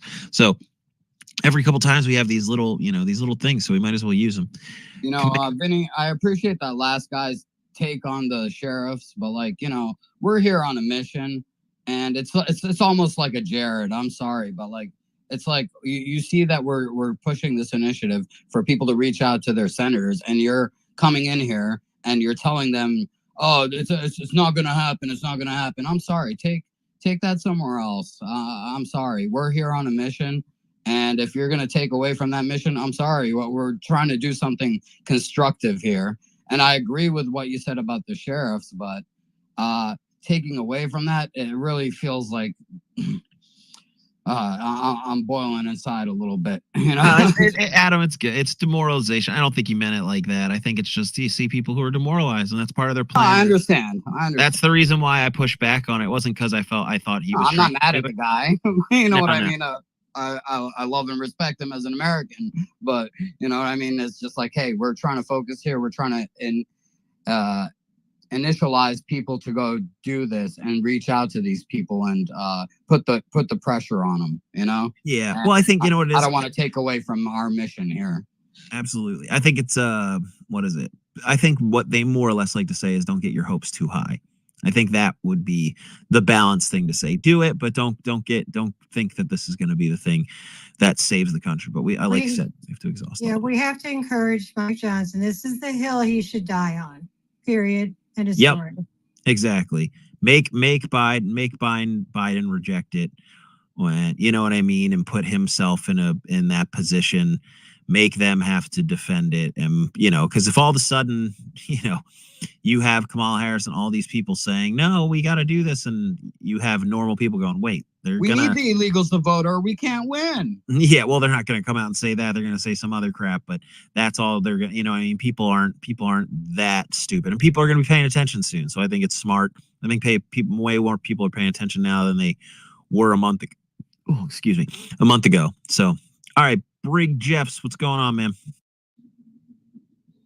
Yeah, thanks for letting me come up. I actually agree with Kelly on this Motor Voter Act. We're not going to be able to back out of that. There's 24 states that have enacted it already into law, and the 25th goes into law on Election Day of this year. And we're not going to be able to make states back out of that. I've been quite on top of this situation for several months now and done a bunch of research on it. And almost all of those states, mine included, are registering people without them providing proof or swearing under penalty of perjury in front of a notary of citizenships, just automatically. The DMV offices are just too busy. And if you check off on some states, you can check off to register me. On other states, you have to check off to not register yourself. Some states have a little form that you have to fill out, and which is easily falsified, but you're not going to be able to back out of that. And as far as talking to the sheriffs about it, I've talked to 4 sheriffs in 2 states, the 2 sheriffs in the county I work in and I live in, and the 2 sheriffs in the counties my children live in, about this. And well, let me say, I've made communications with them. I've actually only talked to 2 of those 4 sheriffs. One of them has never responded. The third one has responded, had one of their flunkies respond with basically, if you think there's fraud, then we'll investigate it. But the 2 sheriffs that I have talked to have said, one has said, we won't get involved on Election Day, period. But we will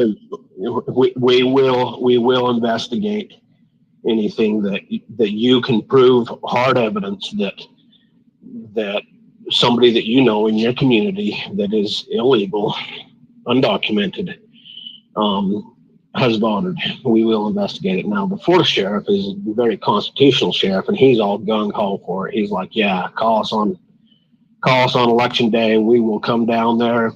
And if you can have some pretty hard evidence that, hey, we know these guys aren't legal, we'll talk to them then. Let that other sheriff know. We'll remember you when your election. Oh, he knows.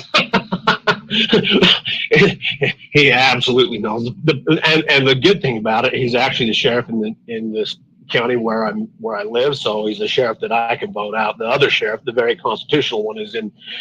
I live a mile from the county line, and he's in another sheriff or another county, and I don't vote for him, but he's a very good sheriff. As far as I can tell, he's been a very good sheriff. He refused to enforce mask mandates and business closures and all that kind of stuff. He appears to be a good sheriff, and he's well liked by the community. But that's the reason that I started really looking into this SAVEAct. When Mike Lee first proposed it, I thought it was kind of a joke. And part of the reason why is clear back in the 90s, I remember listening to a G. Gordon Liddy program about him saying the day is going to come when they're going to try to make you all have ID in order to vote or in order to buy food or anything. And he said the way that that's going to happen is through voter registration card. And so I've always had a hesitancy to want that, but I've read the SAVEAct myself twice and researched all the changes it makes to the CFR. And I don't see personally a problem with it. There's some small problems that I don't like, but mostly it seems to be a very good act, and it doesn't really require any additional federal funding. So even though my senator, one of my senators is Mike Lee, and even though he knows full well my feelings on omnibuses and continued resolutions, I did actually tell him, if you can attach the SAVEAct and no other pork to that CR this time and this time only, then I'll support you on it, because I think that SAVEAct is important to getting our federal elections under control. But really, where we need to start getting that kind of stuff under control is locally. And I'm not saying spy on your neighbors, and you might be considered a racist if you turn in somebody of the wrong race that you think is illegal. But it is talking to the sheriffs. Say that again. They call us racist anyways, right? Oh yeah. It doesn't even matter. In fact, I have a Nigerian buddy who is a U.S. citizen who is very, very conservative, and they call him racist all the time too. So it's just the way that it is if you're on our side of the fence. But I guess the point I'm making is I do think the SAVEAct is a good idea, and I think we should be pushing for it to be attached to this CR. One of the problems that we see is once it goes to the Senate, that's going to give the Democrats a excuse to add other stuff to it. If we just turn the CR over to keep the government running, if the House just turns the CR over unamended to the Senate is highly likely to just pass it. And so I do say we need to get a hold of our senators and say, don't pass it without the SAVEAct, and don't let them add anything else. And that's one of the things that Mike Lee responded back to me with is, or whoever types up stuff for him, I don't know if he actually does it, but is there's a high likelihood they're going to try to get us to add other stuff to it in the Senate, which then it will have to go back to the House. What they're trying to do is get it put in front of the Senate right before Congress goes home, so there's not enough time to run it back to the House. So it actually forces a government shutdown that the Senate won't pass it. So I'm really, really against CRs and omnibuses, but on this one time only, then I'm kind of moving on my principles a little bit, because I think the SAVEAct is absolutely important for getting presidential elections to be certified correctly. And these, every one of these states that have motor voter or automatic voter, and I could drop into the pill if you want, I could drop into a pill a list of all the states and the act that was passed and when it was enacted. Every one of them is doing it through their DMVs. And we all know how busy those DMV employees are. And it is rare when they actually go through the action saying, show me the birth certificate and the passport and or whatever else you have. Right now, I can go in. My daughter just did this, by the way. She went in and changed her driver's license she moved from Oregon to Arizona. And she changed it to Arizona so that she could get a CCW.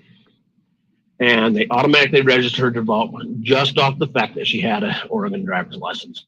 Not Oregon. I'm sorry, North Dakota, not Oregon. My cousin did it out of Oregon. Same story for her. So my daughter and my cousin have done it in 2 different states. They've automatically changed their driver's license and automatically registered them to vote without actually confirming that they were citizens of the United States. All they had to have was a utility bill in their name or a lease agreement and their old ID. or their social security number for that matter. We all know how easy it is to get social security numbers. So even though in a lot of these states there's a pushback, and I've talked to Scott Pressler about this on a couple of different occasions on how we can do it. And he sent me a letter and sent several other people a letter that you send to your Board of Education or Board of Elections and demand within 7 days an answer back. And guess what? They don't answer you. And the only recourse at that point, it's a letter that says, have you confirmed that there are no undocumented citizens that have been registered? And your only recourse at that point is some sort of a class action or some organization suing your state to get it and to get an injunction on them, or calling the cops. And we all know the police departments won't get involved, and darn few sheriffs are actually going to do what they're supposed to do on that. So that's all I had to say. Sorry for taking up so much time. I'm glad you apologize. No, I'm kidding. Dude, you have nothing to worry about. As long as you're being kind and talking about stuff that makes sense, you can take up as much time as you need to get your point across. That's what makes this awesome. The fact that we don't have to fit our ideas and our opinions into a 30-second sound bite because Fox News or CNN said that we got to do it. So I'm somewhat long-winded myself, but that's because I'm also like to be nuanced if I'm talking very seriously about something. And sometimes great ideas or good points take time to develop. So I think that's honestly half the reason why, we have a hard time communicating. We've built a whole generation of people who can only keep their mind, focused in on something for 5 seconds and then they're gone. And so we keep doing that. And no, humans were meant to sit there and talk all night long and still disagree and talk like if you think of some of the great arguments and great minds and how long it's taken for some people, years of conversations, you have atheists and Christians debating and finally, you know what I mean? Like you have a Christian, literally, I have friends that I've literally debated for years. We show up at a party and people know that we're going to sit there and just debate Christianity, and people like watching it too, if they're actual intellectuals and stuff like that. So anyways, I love long form. I'm glad that you, gave everything you could, Brig Jeffs. I appreciate it, and you added to the conversation, so thank you. Jeff, I think it was you next, just because Mike already got the talk. So go ahead, Jeff. What's going on? Okay, thanks. Can you hear me? Because I have Wi-Fi problems. Yeah, we can hear you. A lot of times you. It shuts down when I get brought up. I'll let you know if you're rug. Great. All right, great. Thank you, Vinny. I like how it's transitioned into how we can save our country. And I like Briggs, what he was saying, but see, a lot of people, we were taught inverted. Everybody thinks the federal government is the supreme power. Each state is an individual country. They just happen to sign a constitution in a union to create the federal government when they ratified it. So the federal government is beneath our states. You could take impeachment of your gubernatorial, your state attorneys that favors criminal acts of anti-constitutional and or high crimes and misdemeanors, right? And you can remove them. Jeff, freaking almost Wi-Fi. Immediately. Yeah, try being close to the router. That might help. Yeah, I'm here. I'm close. It's just that I'm in the mountains. You were a little spotty there for a second. Do you want to go back like hello? 15 seconds? I can hear you. Can you not hear me? me? Yeah. It goes up and down, depends which way the wind blows. But it's our state. Our states are the most important part. Then the state can refuse to pay taxes, not individuals, because when you get employed, automatically your employer takes your taxes out. It's the state. Each little community needs its own militia, your friends, not a big giant militia like the Proud Boys, because then they get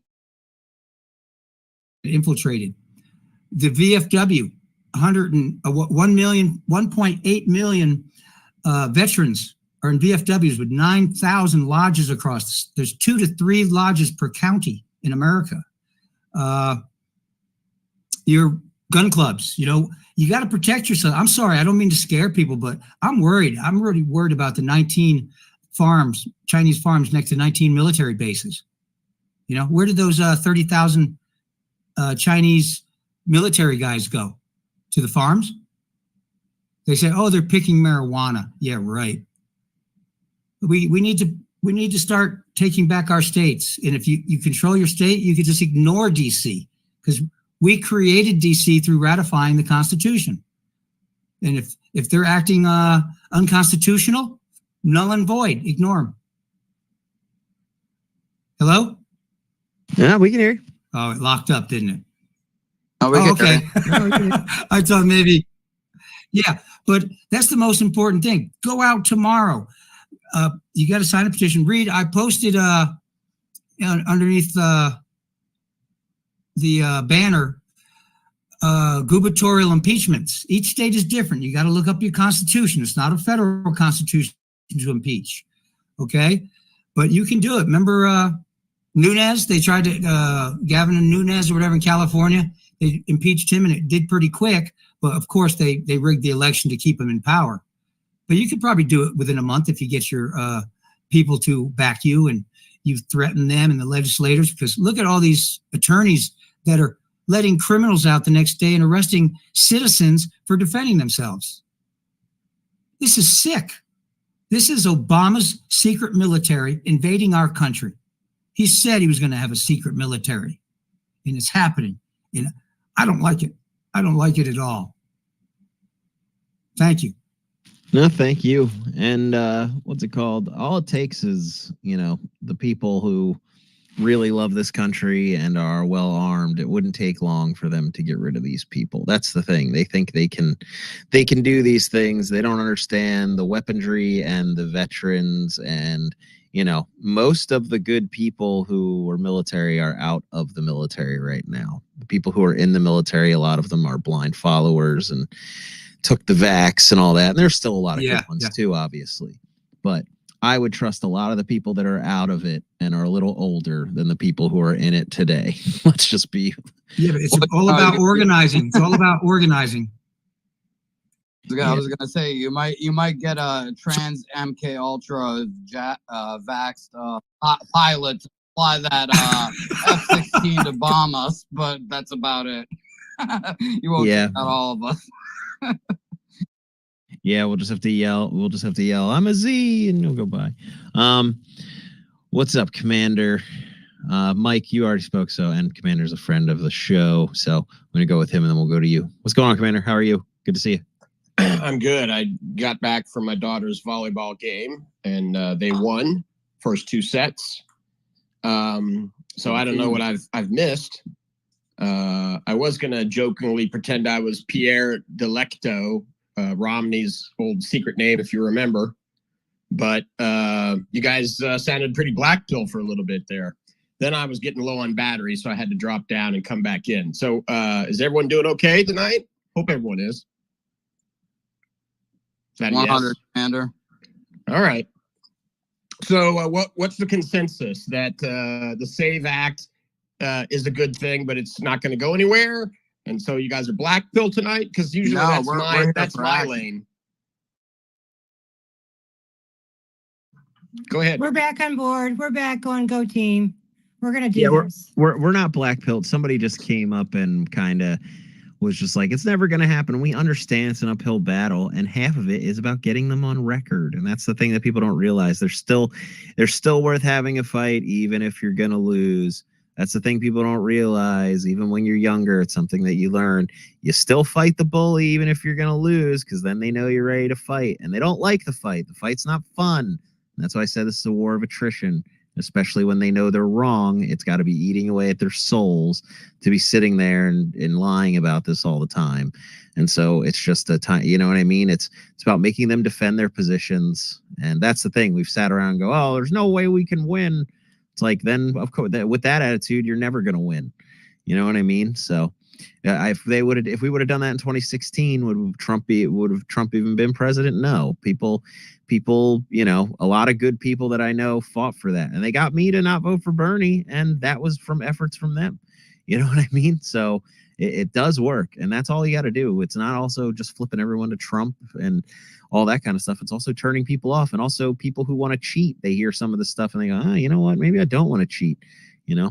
So, but yeah, Commander, what do you think of everything that's going on with the school shootings and all that stuff? We are a sick nation. We have a lot of mental illness.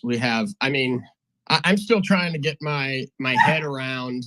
Sorry, my dog, I have been gone all night. My dog wants attention, so he's going to bark. You're going to hear him in the background. He's being really annoying. But, you know, I'm still trying to get my head around, you know, gender mutilation of children. Like, why aren't we like, I'm sorry, I don't want to get suspended, but, you know, we should be taking doctors who are doing that to children, and we should be eliminating them from ever doing that again.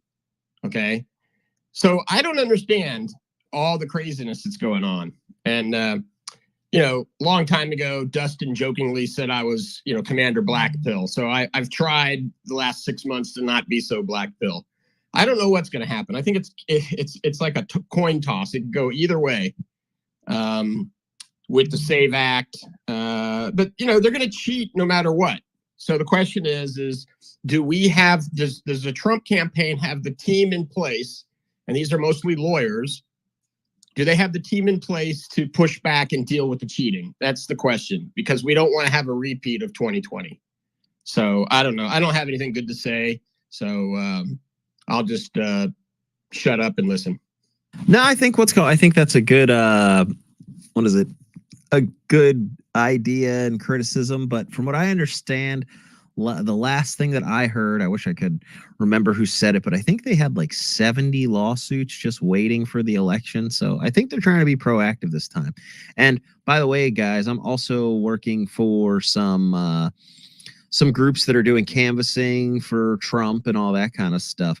The effort that's gone out to get people into Pennsylvania has been very impressive. They're paying people $26 an hour local and $40 an hour if you travel more than 150 miles to just go canvass and do that. They're dumping some serious money into these things. So I don't think it wasn't like last time when there was no effort. And the funny thing is, Republicans are so used to this being voluntary that so many people still feel like weirdly skeevy about it. And I get it. It's not the way it's supposed to be, but with the economy and the way things are, like, that's what you have to do. And they're still volunteering. You know what I mean? When you volunteer for the military, you still get paid. So yeah, the acting like it's any less is a little silly if someone's willing to pay you to get you a little bit more motivated. And yeah, there are the pure people. I'm also in my Young Republicans Club. They do it for free.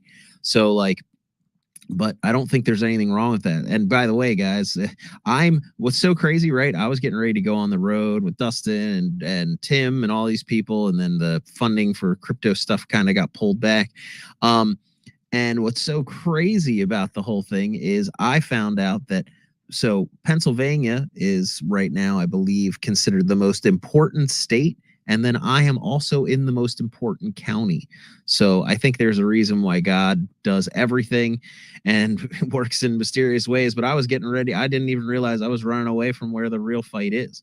And that's why Scott's been here so much. And that's why, there's so much fight there. So guys, come here if you want to. $40 an hour is pretty freaking good. It's probably better than what most people making here. And yeah, that's to just go and knock doors and you ask, I think, 3 questions and that's it. And it's a conservative right leaning thing. I talked to a couple Democrats, which, by the way, the most interesting thing, Commander, I think you'll listen to this. I've knocked the last time I was out, I knocked on 3 Democrats' doors and 2 of them were dead. And I thought that was really interesting, considering that all the Republicans and independents were alive, but the 2 Democrats were dead. And it made me think, and they were younger. They weren't that old either. It just made me think probably boosters. And so that was kind of sad. So what? You were greeted by the ghost at the door? No, I was greeted by their family because I go up and I ask for them. And then people were like, oh, they passed. And I looked at the age. The one lady was like 47 or something. And the other lady was 50 something, I think. I forget. And it was pretty sad. And I sat there and in my mind, I was like, I wouldn't be surprised. Like, I'm looking at their age. I'm like, there's no way they should be passed. And so it just made me think, like, and they were women, and I don't know if that, but like I remember when my wife, because she's an actress, was like, maybe I should just get it. I was like, absolutely freaking not. I was like, you got, you know what I mean? She has like a very, very, very slight heart thing. It's nothing that's like even medical. We've just noticed it. And I was like, do not do that. And then crazily enough, it affects people's hearts. So I thought that was pretty. What you're doing right there, you're making me feel like I cannot do this, because I would have been so freaking uncensored. I would have just been like, to their face, boosters. So yeah. Yeah, I could have never done that. I felt I did. It just came in my head, and it was one of those things where I was already like, oh great, I know they're a Democrat. This is gonna be fun coming up in here, wearing my Jesus hat and my my pamphlet about inflation and how bad it is. So it's gonna be pretty interesting. But all right, Mike, what's going on, man? Vinny, can I make a suggestion? Can I make a suggestion first? Sure. What's up, Jeff?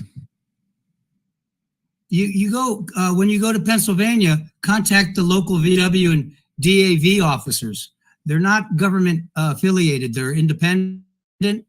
And I'm a DAV, and we're happy to poll watch or assist poll watchers. If you make your presence known, people are less likely to do theft in front of you. So contact military organizations, VFW and DAVs, please. All right, will do. I'll even tell that to the Young Republicans Club when we got the next meeting and stuff, because they probably know a bunch of people who are doing that. But yeah, VFW for sure. I should drop real by. Quick, guys, can I ask you to like and repost this space, please, so we could get some more people in here? And also, thank you to our viewers at rumblepilled.net, kick.com, X Live. Is there anything else I forgot? We're on YouTube now too, so yeah, definitely YouTube and any other platforms we're on. Thank you for joining us today, and please be sure to reach out to your senator, and check out some of the links. I believe Kelly would post them in all the comments under the American Mission account for you guys. So check out the article she put together. It'll be a good guide for you to find out how to reach your senator. And there's some good scripts in there that Chris helped write up. So definitely use these tools that we're providing you here with from American Mission, and put them to use, and help make America great again, and healthy again, and safe again, and American again. Yeah, and I think something we should probably do too is write down maybe if we know when the vote is, we should probably do maybe one of these big rallies like 2 or 3 days before we get on here, and we're just on message, kind of like we did with the Mike Johnson thing. I think that might be a smart thing, and just try and rally it up, because this has been decently low energy and all that stuff. But we'll just put the phone numbers up there, SAVEAct, and we'll just go super, super hard, and do like maybe an all-day space or something like that, just and get Jen and Dustin, because we really do need to make some type of push. And I understand everyone here likes to have these spaces and make them all good and stuff, but we can also organize and do what we did with the speaker race. Even though it seems like it might have backfired a little bit, we did get to see that we were able to influence the election. What's going on, Mike? Vinny, one more announcement. Sorry to cut you off there, but one more announcement. We did get our subscriptions here at American Mission. You see that big American flag that's a nice square on our stage. Please follow that account. If you'd like to subscribe, that's up to you. But we did get our very first subscriber. We popped the cherry there. And Carla Sue, thank you for subscribing to American Mission. God bless you. We love you, Carla. And thank you for your support. Definitely did want to make that announcement there. Kelly made me aware, or somebody in the chat made me aware, that Carla Sue is our very first American Mission subscriber. So you're a founder. God bless you. And thank you, by the way. Yeah, guys, if you want to join, we're going to figure out ways to also bring you guys value. We just got the button, yesterday? So, we've had so many people say, oh, I wish I could help, all that. That's one of the easiest ways to help. Subscribe. You can also, subscribe, and then you can remove your subscription just to something, a little tip to help us, all that kind of stuff. We've been bringing you guys stuff for over 2 years now, 100% for free. We've had so many people say, oh, I want to help. I don't know how to get involved. Giving a little bit of money is one way to get involved for sure. And then another way is to volunteer. We have places for people. We got skills. We got things we need filled. So, we have volunteering. We have so many different things you can do to try and help us out and help get our message out and help us to be the people who, shape the future. If we don't build stuff like America Mission that will actually talk to America First candidates, who will? So that's what we're trying to do, is eventually get to the point where, we're some type of almost authority in it, where if we endorse someone, it means something, and, work together to get people elected. There's a million different little things that we could do to help candidates and help our communities and all that things. And that's what America Mission is. So we want to build. We also want to be able to pay people if they want to make activism or helping out people their main goal. And that's one of the things that we want to do, is get to the point where if you want to be an activist or, get involved and do things, there's a way to make it so that it's worth your while to go do so, because everyone wants to get involved. But the thing that people always forget is conservatives have family and all these other things and time. So it's really weird. The Democrats can always weirdly find money for their, weird, no family, gender study things. But as soon as Republicans try and do it, people are grifting, or it doesn't feel right and all those things. And it's like, guys, so, it's not about the money. It's just, it helps so that the mission can happen. Even Washington had to pay his soldiers. People forget, if it wasn't for, I think it was Hamilton's garden having a full freaking treasure trove of money, this country wouldn't be here. And that's because people need to, have money to be able to sometimes get things done. So guys, subscribing would be great. We also have t-shirts that we sell. My favorite one right now is the No War, Vote Trump. I think you guys should grab that. I think it's the #1 message that has not been used by Trump yet that I think is the most powerful. So buy one of those if you guys want to and help us out. And like I said, you guys can always volunteer. And we really appreciate everyone coming here, and people who haven't been to our spaces, please show up more. We have special guests. Sometimes we have senators coming in. We got future people, future representatives. We try to do the best we can to be involved with the people who are representing us in government. So, Kelly, what's going on? I feel like you don't have to raise your hand. You've got 2 accounts up here. Well, I'm kind of greedy. Wait till I get a 3rd one. Actually, I do have an extra emergency account. I was going to use that to play music. Yeah, and that was the legit. Well, no, I forget what it's called now. Anyway, I just want to add on. I know we keep all this stuff about America Mission, but we are our goal is to inform and to empower. And on that note, our Substack, it's free. There's no articles you have to pay for. We took the paywall off everything. So it's true. We're looking for other ways to support, and we're really excited. We got the subscribe button. We have a support button on our Substack, americamission.com, which, by the way, we are in the works of doing a new website that's going to be super cool. But I just wanted to mention that we do want to empower people. We don't want to put any walls in the way of that. And so one of the ways we did it was to take that subscription mess down off of Substack and, go have at it. All right, that's it. Thanks. And thanks for the people who are listening to the streams. Okay. I think no, you did great, Kelly. And thank you guys. We really do appreciate it. We've been doing this for a long time out of passion. And one day we sat down and we're like, we need to make this like an official thing. And then we did. And so, we're trying to build something here that's beautiful and actually serves America, and, something that you can be proud of and something that you can be involved in. That's the whole thing. We have a volunteer sheet. You guys want to join, you can. You guys feel like, oh, I don't have any skills or anything. Just getting people onto X is something that you could do to help America Mission, help out with these things. Show up and share. That's our new tagline. Show up and share. Yep, exactly. It's easy. You show up, you share stuff. That also just helps. That could be the most you're involved. Or you can make funny things on Gronk, and we can use them for our articles or for our things that we're doing. Like, the more you guys help, the more you get involved, the better. The money's more or less like you can't really get involved. You're too busy, all that kind of stuff. What we really want is your manpower behind everything. That's the true thing that really helps it. You know, money is more or less when you can't help or you don't know how you can help. But if you have a skill or something you can do, or a company or anything, you want to endorse America Mission and help us, you know, give us pointers, anything. You know a certain specific way of, you know, getting people to vote better, to be better activists. That's all we need. We want people's skills. We want to bring together a community that is effective and is something that is different than the establishment has to offer.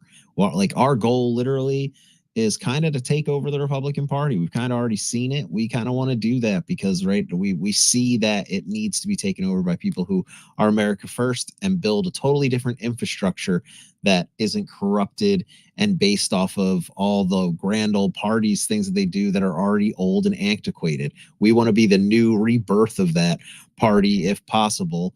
And if that can't happen, then we're going to break off and do our own thing. But that's kind of our goal, is to eventually take over the whole thing with people who really love this country. And we're sick and tired of the people who just sell out and don't actually love their fellow citizens and just do whatever it is the military industrial complex wants them to do. Because that's most of the time the issue on our side, is people believe in the same values we have unless their money gets involved or unless they can't have their wars.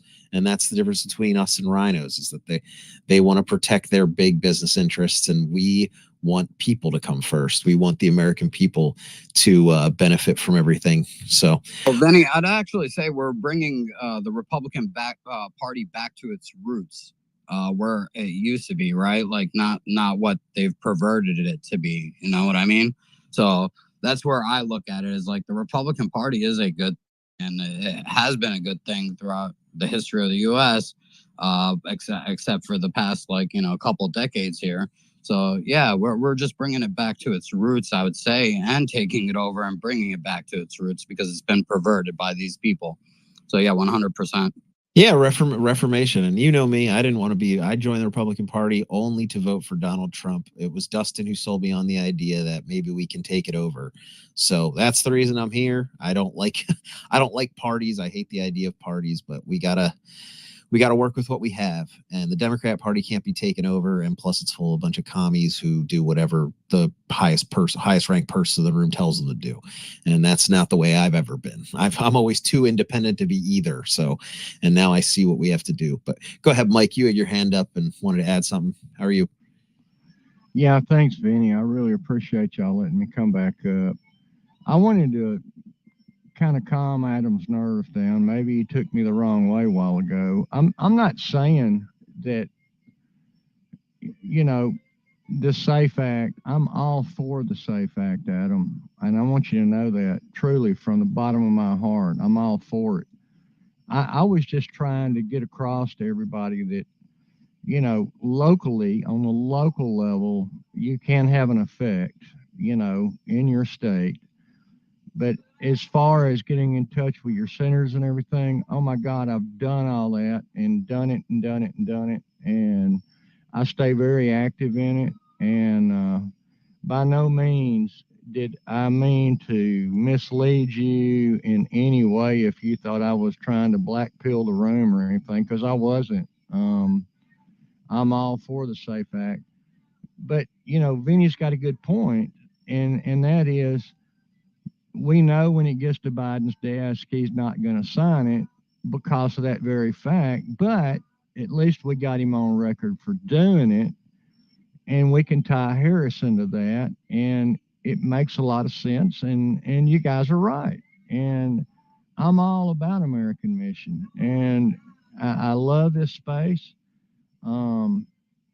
Didn't even know you guys were on tonight. Vinny had sent me an invitation, and I saw it, and I came right here, and that's how I got here. So I just want you guys to know I'm with you 150%. I'm all the way with you. Everything you guys are talking about is the right thing to do, and I support American Mission all the way. We got love for you too, Mike.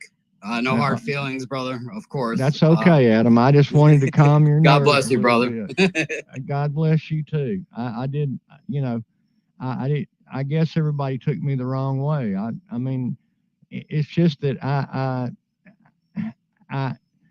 know what Biden's going to do when he gets to his desk, but you guys got a point. To get him on record, turning it down. That's great. That's a really good. And look at point that. to You make. brought that up, and we were able to have this conversation. And you know, Amen. That's beautiful. That's Amen. what's great about Spaces. There you go. There you go, Adam. Love you guys. Thanks for letting me speak. And let's keep this fight going. Let's keep this room positive. Retweet. Post it. Share it. Let's get some more people in here, guys. Let's keep this thing pumped up. Everybody stay pumped up. I mean, we've got to keep this fight going, and we've got to really keep it going, and I'm all for it. Thank you, guys. Love y'all. Hey, Vinny, you think it's time for a Kamala song? Liven up the room a little bit? Let's go to Jeff first because he hasn't said anything. Yeah, Jeff no. Stoser. I'm saying in a little bit. Yeah. No, we'll do it. We'll go to Jeff just because he hasn't been up. What's going on, Jeff? How are you, man? Hey, what's going on, guys? I just want to tell you guys how much I appreciate you, Vinny, Adam, Dustin, Diligent, all of you guys, Carolina. I really appreciate Scott and you guys doing what y'all are doing. Y'all have my utmost respect. You guys are awesome. And I think that we quite understand exactly how y'all felt when we voted for Ron Paul back in just outside of Houston.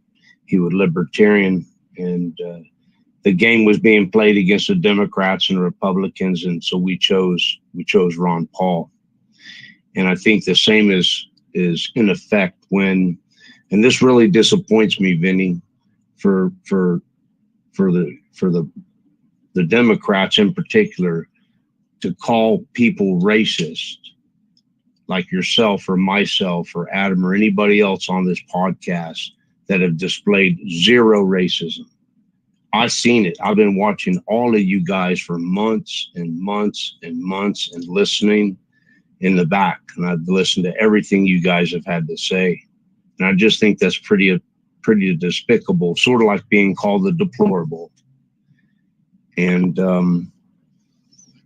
you were mentioning about the farms next to the military bases and the Chinese, and I truly believe this, they're big time drug dealers. Of course, with the fentanyl and the pseudoephedrine, they supply those narcotics worldwide. And so we've always known that the Chinese guys and the Vietnamese and those guys were big time in the marijuana down in Houston, but also too in like Las Vegas and houses as well. So it's really a national security threat for them to be so close to our infrastructure and our things, our military bases. And I just appreciate you guys working hard to put this thing back together and help us get this country back. I appreciate y'all. Thank you. No, thanks, Jeff. We appreciate it very much. What the heck was I just thinking about? Sorry, I just got distracted by my wife for a second. No, Jeff, what you said was some good stuff. Dang it, my brain. Adam, what did you say? I wanted to say something. So once we're done with hands, if there are any, I'd really love to play for the room the Tulsi Gabbard thing that came out yesterday, because that was really good. Send it over to Cyber Patriot. Okay. I'll crank it out 100%. All right. We got one more hand. Briggs Jeffs. We're back. Yeah, just one more thing. I heard you say you were, I don't know if it was this space or the next space, you were going to post a list of the senators' phone numbers. Recommend also posting a list, not just of their home office phone number, but when I say home office, their state office phone number, but their Washington, D.C. phone number, but also their official email. When you flood their phone lines, it gets the attention of their staff. but they don't necessarily have to transcribe it. At least I don't think they do at this point in time. They don't necessarily have to transcribe it. Emails are a document that by law they have to keep. And so just for whatever reason, it's always good to have documentation of your conversations back and forth in case somebody ever needs to FOIA it or anything like that. So if you in that list, if you put phone numbers and emails, it's a good thing to contact them all three ways. And that's all I have to say. Thanks. If I want to address this real quick, if you go up in the bubble, and let me swipe and go over to 1, 2, 3 to the right, and that's the Substack we put together that has the contact information in there, the phone numbers, and also has a link to all their X accounts as well. The thing is with the email, what we found, especially found this on the Restrict Act, email addresses can be really hard to find for them. A lot of them have gone, you have to do a form on their website. So there's a website called fiscalnote.com that allows you, it's like sending them an email. And you're right, if they receive that email, they have to keep it. But you go to fiscalnote.com and you put in your zip code and they'll figure out who your senator is and all that jazz. And you can take the script that we have in our Substack article, if I can talk right, and just copy paste it or modify or say, whatever you want about that SAVEAct and just send it off. And Kelly, that's the easier way to do it. Yeah. You're still my best find ever. So glad I found you in the I Discord. thought I was in trouble. That voice you had, you don't want to get Kim mad. Thank you, Kim. So, but if you have any questions, you can also reach out to me. I think my DMs are open. I think now if you're not following with somebody, it just sits in that area that says you've got a, message that you need to check on. You know what I'm saying? Yeah, In where your all DMs. those weird spammy people that don't really speak English and they try and hit on you. Yeah. Exactly. Right. And they want to send you, beachfront property in Illinois. So yeah, so you can reach out to me that way. But the Substack pretty much has, I think, everything you need. And we do have scripts in there. So yeah, that's all I want to say. Thanks.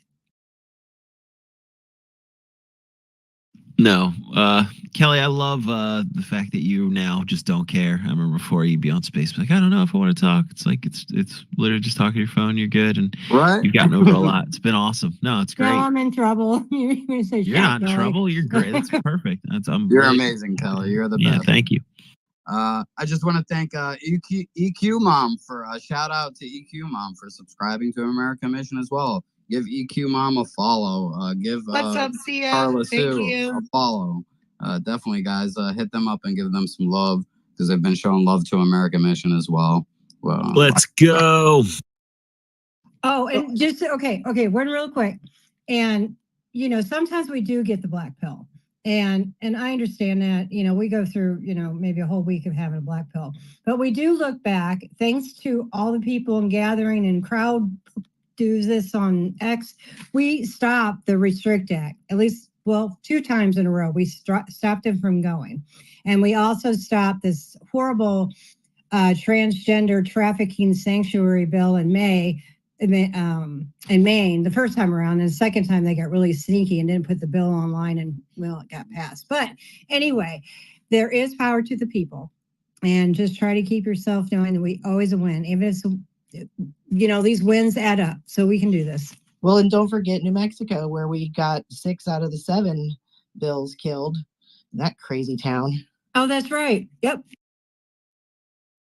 So we are working on accomplishments. We are working on getting things done. But yes, it is tedious, and sometimes it's a real big pain in the ass. But super fun to call them up and be nice, but be, stern. Yeah, for me, pal.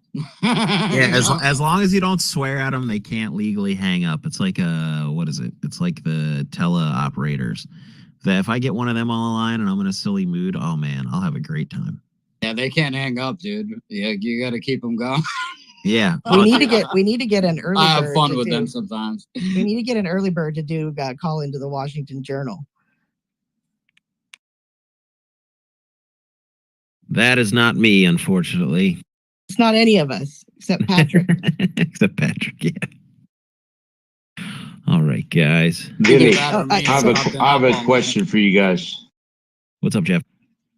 So then, with energy becoming a real big issue in the future with AI consuming large amounts of energy, what is your guys' position on, there is, of course, the oil field in New Mexico and Texas that's bigger than Saudi Arabia, and the natural gas as well. Besides that, what is y'all's position on safe nuclear portable energy? We were discussing that on Colonel Manis about remote military bases using the safe form of power to be energy independent. And if we could do that to support AI, what's your you guys' position on that, please? I'm not personally. I think.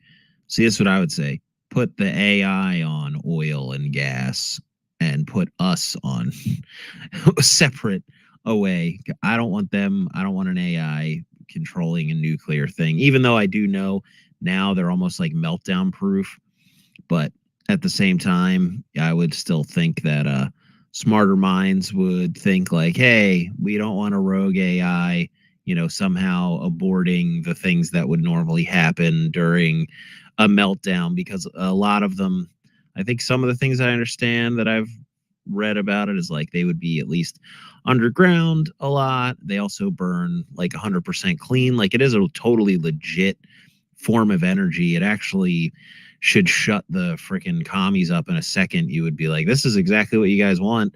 But that's what the EU said about 5 weeks ago. They were saying that they might do business with BRICS to get a nuclear power plant built in Ireland so they could break away from the EU structure and get their fission and their natural gas back to them, and without paying tax on that, but pay a small percentage to Russia for building them the reactor for electricity.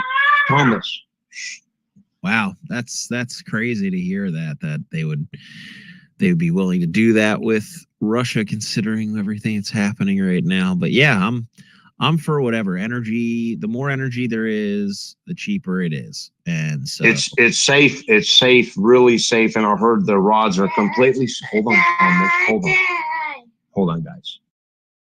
It's okay. No, it's so safe. People don't realize. I actually got into a little tiff with Rob Schneider about it, because he was saying he doesn't trust nuclear, and I was like, "Guy, you don't understand. It's not the 70s anymore.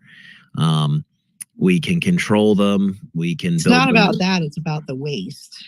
The waste gets burned 100% now. They have tinier nuclear reactors. They burn 100% clean. That stuff's all gone. All the worries about nuclear are gone. It's just fear mongering, and it makes sense if you're natural gas, if you're oil, if you're green energy, if you have any of those interests, you're terrified of nuclear. If you think about it, you're absolutely terrified, because nuclear power is the number one thing that can solve all, especially clean nuclear power. Makes the left and the right happy, makes everything cheap. You go into, imagine energy practically being free. What that would do for so many things. And that's honestly the only way forward with trying to get inflation under control. That's why President Trump's so right about like everything, anything that produces energy. We need to figure out a way to refine it. We need to figure out how to make it better and cheaper and send it into the world, because you flood the world markets with energy comes really cheap, and everyone's able to then do all the things they need to do. They can drive their cars, they can transport their poverty goods. will go down. Yep, is cheap energy is the number one thing that will be deflationary. And that's why the drill baby drill stuff. Like Jeff was saying, we have so much oil in this country, it's insane. And the other thing that we have more of that nobody even talks about, just in my own state, is enough natural gas for centuries. And they have what is it? And the other thing too is fracking. Fracking has even become closed loop. There's no the water doesn't even freaking leave the system anymore, because that used to be the thing. It would poison groundwater and stuff like. Yeah, with Flint, Michigan, right? Yeah, well, it's I can understand that it's burn people, but these technologies advance, and then they don't tell anybody, and no one knows, and they exploit the fact that we're ignorant. It's like, I don't even think most people know, how fracking even freaking works or what it is and stuff. They're just told, oh, it's bad and it'll poison you, or oh, oil's bad, and you sit there like the no oil people, like. Okay, you're talking into your oil-made phone, and you drove in your oil-made car and carried your groceries in your oil-made bag. Like, shut up. You're so freaking, like, these people just don't understand how life works. And yeah, let's go back to the 1800s because the sun god is going to kill all of us. Like, it's, You forgot eating your oil-made Twinkies. What? Yeah, well, I Oil-made don't go that far. Twinkies. Ew. But question, I'm all for nuclear. I think it's a clean form of energy, and it's probably one of the cleanest possibly when done right. And that's where we're at in our timeline in history. It's being done right. And my question, any updates on fusion? Because I remember the past what was it, like over 2020, I think they were like that they were getting pretty close to they had something that they were doing out here in the US, I think in the Southwest, that was in regards to fusion and fusion energy. You talking about the super collider in Colorado Springs? Yeah, I think so. I think Tinfoil said that project, it was in Norway, but I didn't hear any information back on it, sir. What do you mean? They have a super collider in? No, not a collider, a fusion. It's some sort of device that they were building up. Maybe like I remember watching things about it. Maybe 3 years ago, somewhere around there, 2021. Yeah, phenomenology. Hey, she's here. Cold fusion. Yeah, no, they figured I remember that. I was cutting my lawn the one time and listening to something. No, they figured out something with fusion or fission or one of those things. And no, they were talking about how they can harness it and do like there's a lot of people saying that it's just that stuff gets held back, and it makes sense. You have these other industries, the things that is good but also scary in a capitalistic society, one that is actually supposed to run properly, is next week you could be out of business because someone made something better, or more efficient. And so that terrifies, I think, oil companies. I think it terrifies all the green energy that's been brought up. So these things get buried, and we know, not sure if you guys ever saw the thing with the guy who learned how to make a car that runs on water. And I think it was like a couple months later, he was poisoned to death. Yeah, I was going to say, didn't they kill him? That's right. Exactly. And then there's the other dude who freaking made a car that ran on marijuana seeds or whatever too. I remember that. It was like in the 90s. And that guy died. And he was making, but he said it was high octane. Yeah, it's just very, very interesting. So to me, I sit there and go like, we need to I get what you're saying. It just hit me because I was talking. But yeah, what is it? It's interesting, right? We've had alternate energies made, but these industries, these people, they protect themselves, and then that's why when you really start studying stuff and you realize the CIA works for a lot of these corporate interests. Oh, it's really weird. Someone makes something that is, new and disruptive, and all of a sudden they're murked, and you're like, how'd that happen? It's like, yeah, because it threatened an industry, and those people have millions of dollars, and they'll pay some person who has a particular set of skills who works for our government to, make their problem go away. And that's why, we have to do all we can to try and push it and make it that so many people are working on this and so many people are demanding on it that they can't take out everyone. And that's, well, and it's, because we have to do what we're doing right now, we aren't being as innovative as we could be. We're not being given information so that we cannot listen. If they would come clean, we could solve these problems.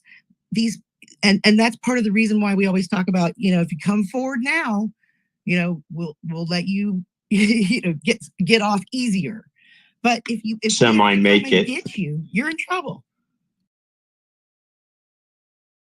Yep. No, 100%. What's up, Jeff? No, there's another point of contention with hemp being able to be made into wood or boards, or it's medicine, or or actually would reduce 25% of the worldwide trees from being cut down just to make paper products. And you so can as make far everything with it: food, oil, everything. Exactly, Superfood. and it grows everywhere too. That's the thing. Because that's it's a crazy. weed, man. No, it's not. But it's weed's cousin, but without the the effects. Yeah, no, There's nothing wrong with weeds. Dandelions are weeds, and they're wonderful for you. Milk it's a multi-trillion-dollar business that would help get us out of debt. Yep, that's why they had to. Yeah, exactly. That's why they had to separate. That's why they kept it away from us for what, 3 Yep. decades. It was gonna Hammer Mill Paper Company for doing that. Dude, what type of paper is the Declaration of Independence written on? Hemp. What was the first law ever put towards marijuana? Forced farmers to grow hemp for the war, for the Revolutionary War. That's the type of things that people don't know about our country and those things, but they've demonized it. I just heard that. That's the second time I heard that today. Excellent. Yeah. No, instead we got a cracked egg in a frying pan. This is your brain on drugs. Yeah, well, that's this. It's a war on stuff. It also has to do with people don't want to. Well, you know what I mean. It's very interesting. But Operation Wetback, which is, if you ever know what that is, it's kind of Trump wants to do 2.0. He's just not going to call it that, but that's what it was called. That was part of it too, because they knew that the Mexicans that were coming over saw it as a medicinal plant and would bring it with them. So their whole thing was, if we make that illegal, then they're pretty much illegal. And so, it's our history with marijuana in this country is very interesting when it comes to it. And it's funny that it does branch over to the fuel thing. And it's crazy how all these things connect, right? And it's the one thing I really did not like about Reagan. Yeah, well, to look at Trump now, His he wife came out did and said he that wants to initiative, legalize it. and it was a right? good thing.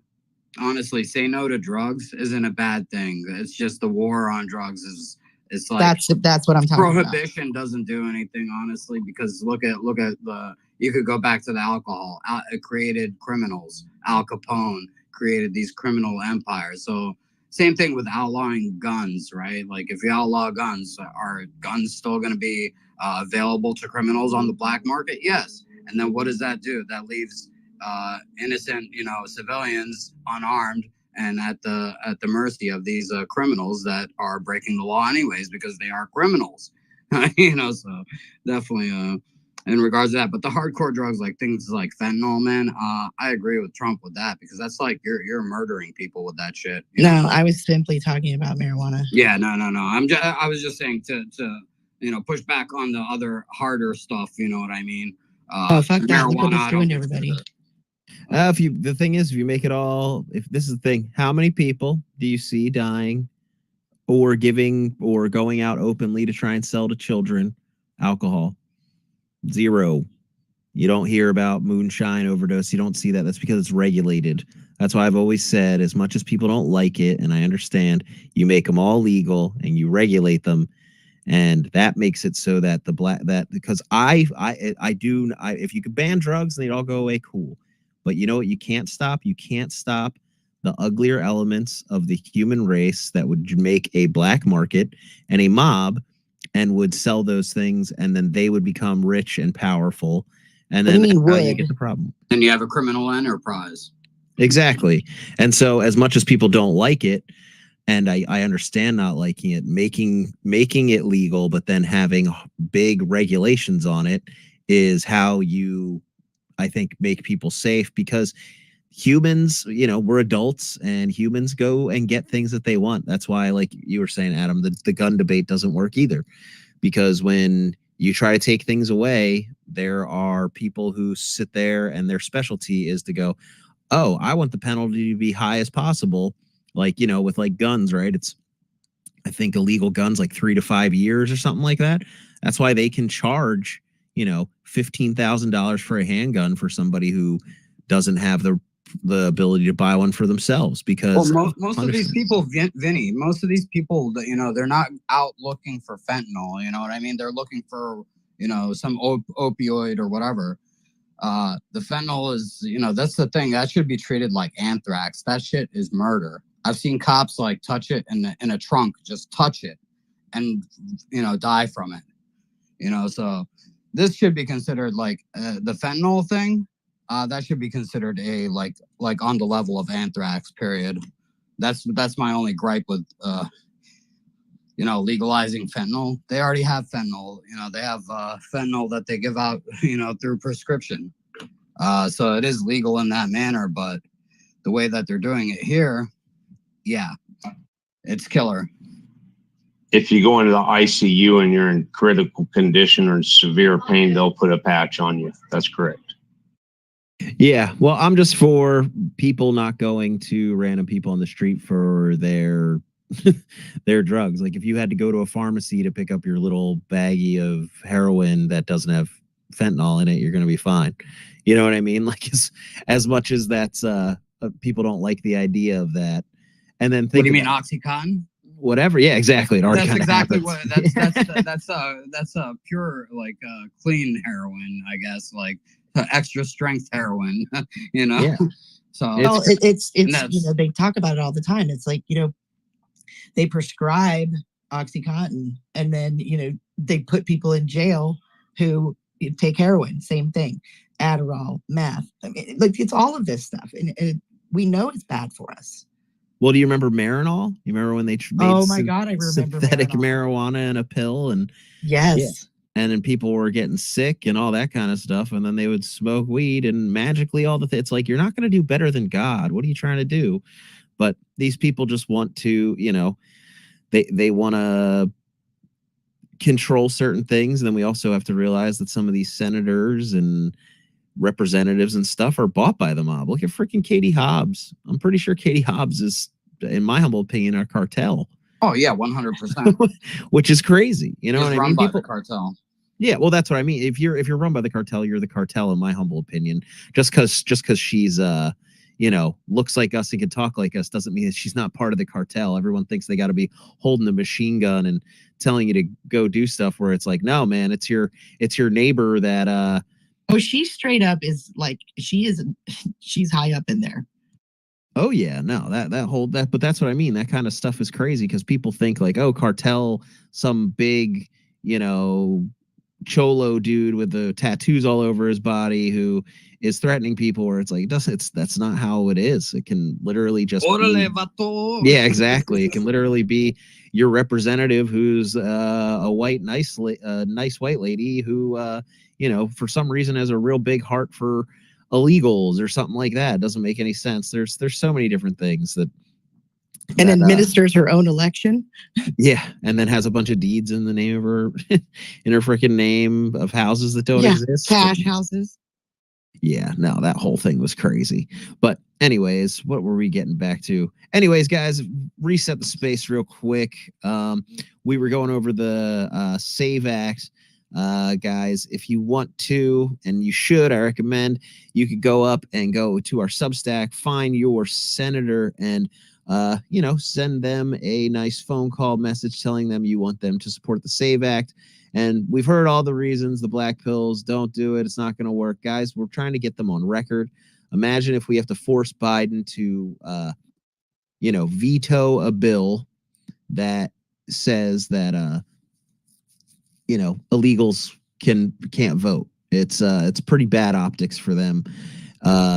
And also, what I mean, maybe it does pass. Maybe people put pressure on them. It's going to shut down the government. It's actually one of the few times again that we have leverage.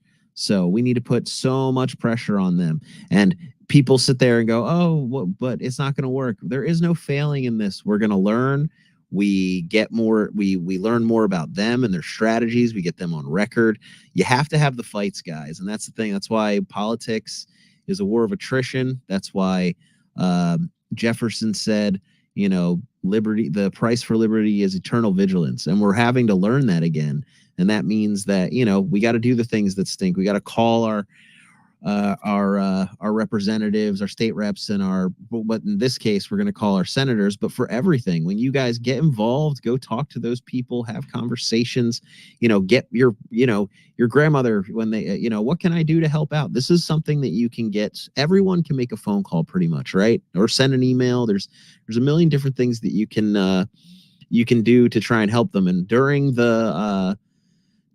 the speakers race, the last one, we had a really big effect. They were literally talking. It was so cool to have Thomas Massey and Matt Gaetz come in here and say, you guys are melting their phone lines. They're going crazy. They hate this. They hate the fact that there's so many phone calls going on, and that you're telling them, no, you guys want, Jim Jordan. And then it became Mike Johnson, and that whole thing. And it didn't work out perfectly the way it was, but that should have shown us, guys, how much power we really have. That things might be wonky, but they're not completely broken. And the only way that we let it get completely broken is if we don't fix it. And the only way we can fix it is by holding our representatives and senators and everyone up to a higher standard. And that means calling them, putting pressure on them, and doing what we can. And so that's what we're here to do. We want people to go and call their senator,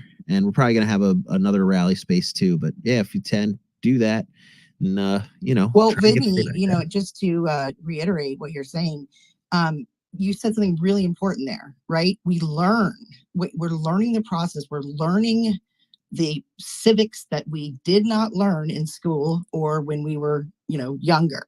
So I think that this has been a huge opportunity for us, right? So even though we fight like crazy trying to get stuff done and we feel like we're not really moving anything, we are. We're actually making progress, and we're learning each time we get better at it. No such thing as failure, right? I either win or learn. That's what I always try and have the mindset of. Oh, and I need to know that was that Jefferson quote, please. The price of liberty is eternal vigilance. Love it. It makes so much sense, and that's the thing I think we lost, is none of us, we don't have that vision of the tyrants are always there. We always thought, oh, the tyrants are different. No, the thing is, authoritarianism is a natural urge in a lot of people. And to sit there and go, no, you have to try and figure this out with freedom. You will always have small-minded people, and you will also have tyrants and people who like power who will push for those things. And they look for those reasons. And look right now what they're doing with the kids that just got shot. Their whole thing is, oh, let me stand on this dead kid and use him as a soapbox, because either A, they haven't thought their arguments all the way through, or B, they're authoritarian and they want an excuse to take your gun. Those are the only two people that you're dealing with when it comes with these things, and that's the whole thing. So it's either someone who's disingenuous or someone who hasn't thought their argument all the way through. So what's up, BQ Mom? Hey, Vinny. Thank you. I just wanted to I reflect for a moment, because I feel like we're coming almost on a 1.5 year anniversary of the whole Restrict Act thing, which is what brought us all together in the first place.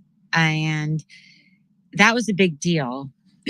And so for anyone who's here who hadn't heard them talk about Vinny or Adam or anyone else talk about it, that was a heavy lift, and it really pulled a group called American Mission together, and you guys have not stopped. And I have so much respect for the fact that you have not given up. Jen has not given up. Kim, Kelly, Vinny, Adam, Patrick, Chris. I could just keep naming everybody.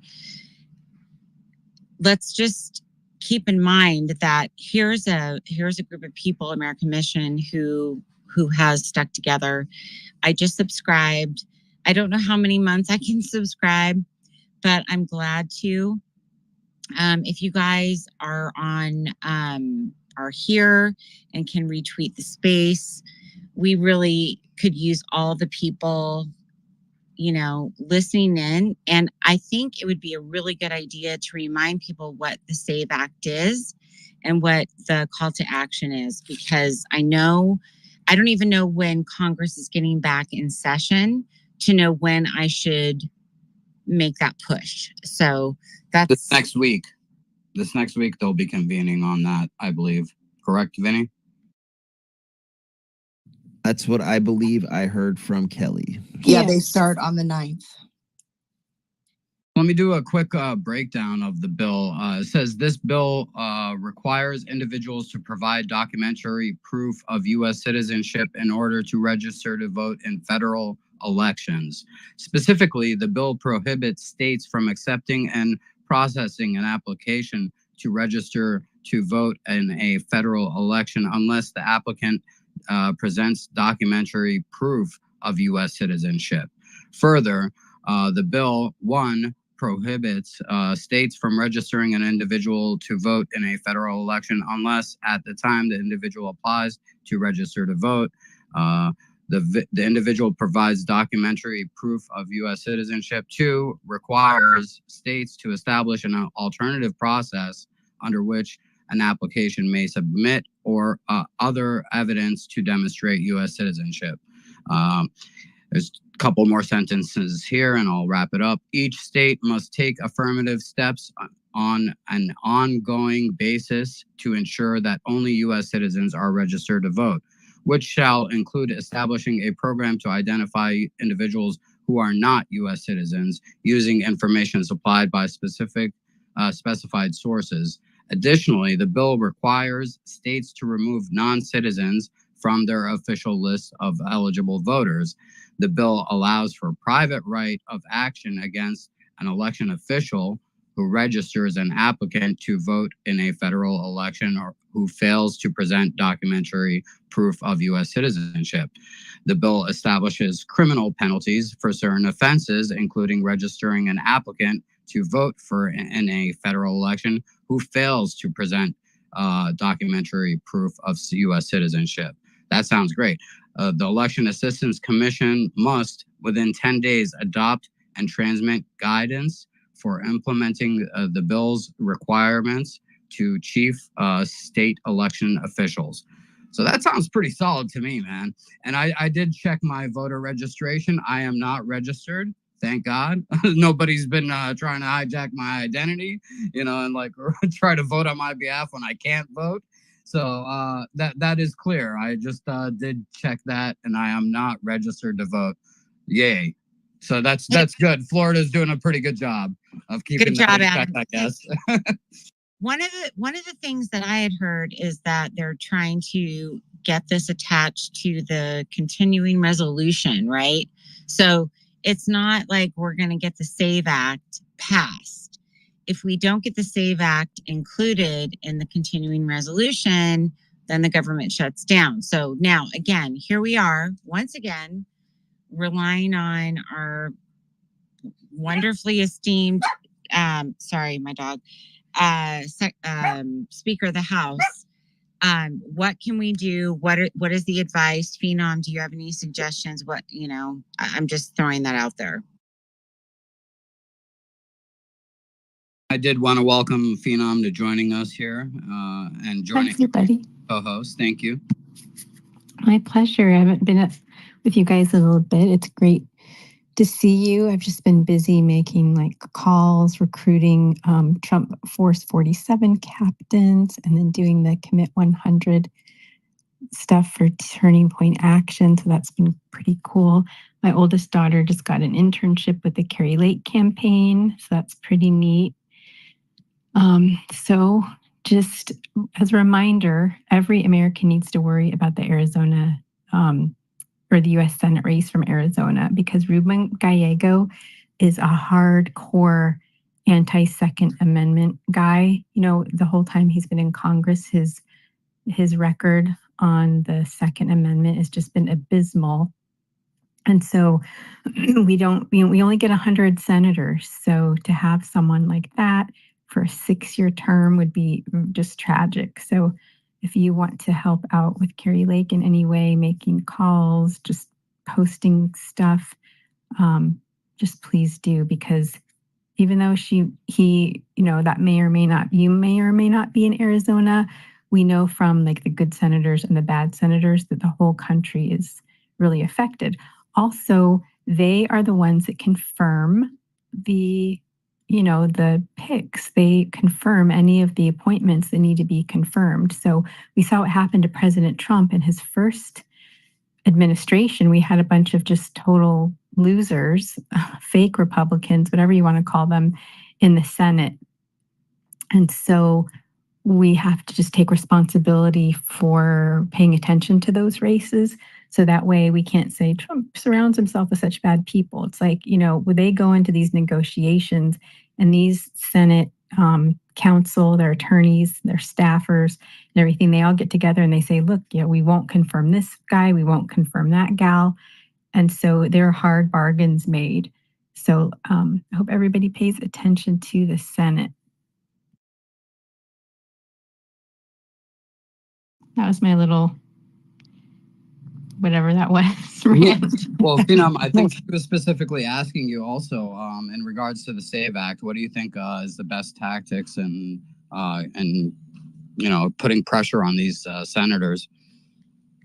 I don't even know what to say about this because we've been watching. Like, remember how we used to say we don't want to continue resolution, and we just realized that they're going to do it anyway.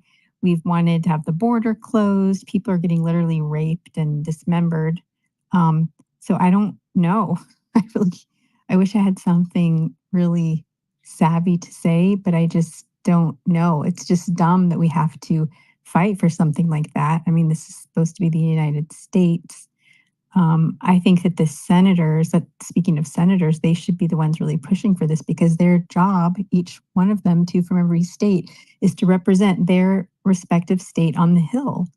And, anybody that continues to not secure the border or secure our elections in those ways, just, I love the fact that we have free speech here, but it's but I'm just saying, it's so overwhelming just to see how many battles that we have. So we have to just keep fighting. We have to let Mike Johnson know that we've got his back. He sounds like this will be the hill he will die on. All right. And to shut down the government, which I hate that it's a misnomer. We're not really shutting down the government. It's all non-essential people get temporarily laid off. But I think he is willing to fight for this. And yes, we don't like continuing resolutions and kind of have to hold our nose on this one. But I'm thinking pretty sure that he will fight for it. But we have to encourage and keep the fire to the butt. We have to call those senators and just let them know, the SAVEAct, we need it. Because of what did they say earlier? 24 states have passed laws that you can register to vote at the DMV, and pretty much it goes down to you don't have to prove that you're a U.S. citizen anymore. So this is how these illegal immigrants or undocumented are getting to vote. They give them a social security number, whatever, but they're getting to register to vote that way. And unfortunately, we have to treat the symptom, and we have to treat it quickly before November. Well, and Kelly, to your point, I'm sorry to jump in, but with Trump announcing Elon Musk being, tasked to clean up the government, I don't know, maybe Mike Johnson might feel a little bit differently about his opinion on this, knowing what might be coming, and maybe not, who knows, but if we can get Trump in and we can get Elon and the rest, then I think we have a really good shot of decreasing the billions of dollars of overspending in the government that we have right now. And, I just see this as a huge potential win. And I just can't see how Mike Johnson could make a choice that would go against that, and what that might do to his future, I don't know, political career. Maybe nothing, maybe he doesn't care. I don't know if that's I think he cares. I think he knows if Trump wins, if he doesn't stand on this and fight for it, he's screwed, right? If Trump wins, he's out. That's it for him. So, yeah. Yeah, no, it's one of those things that this is the one time again that we have ultimate leverage. You know, like the one guy did say, we shouldn't get our hopes too high, but we have to have the fight. We have to do it because, you know, weirder things have happened, you know, and we put them on record and make Joe Biden have to sign something that says, no, we're not going to, you know, we have to make sure that illegals vote in our elections because that's essentially what. By the way, Sia, you are so sweet. Thank you so much for all those kind words.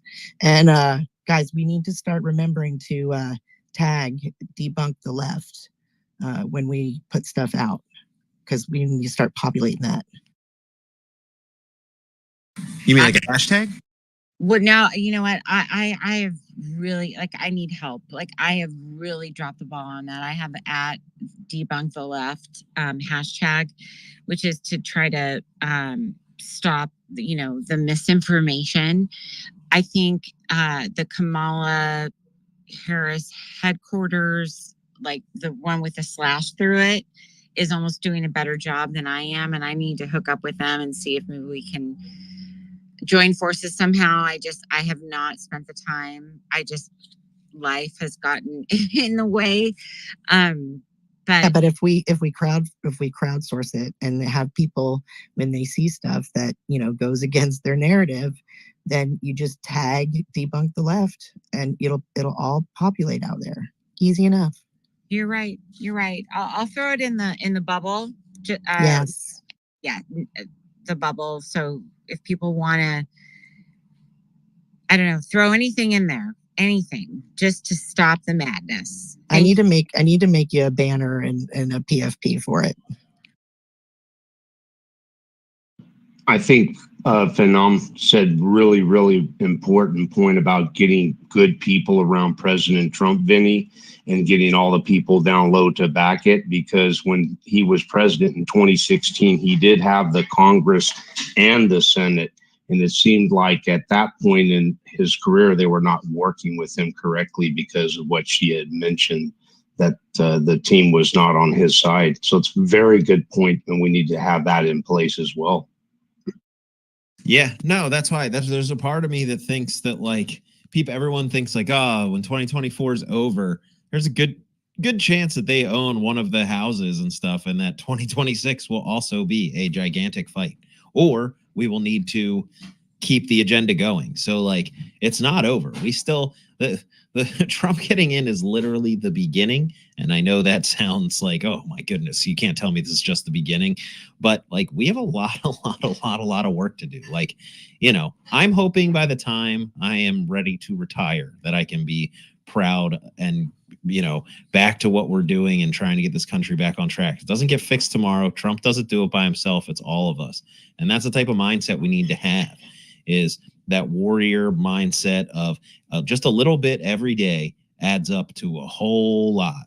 And so, you know, if you're particularly good at something, or if you're particularly knowledgeable about something, sharing those skills, and then also not holding that to be, oh, I'm above calling my senator. Oh, I'm above doing those things. Like, no, you also have to do the tiny stuff too. You don't get special freaking treatment just because you're an influencer or you're something important. Like on voting day, Donald Trump still goes and votes for Donald Trump.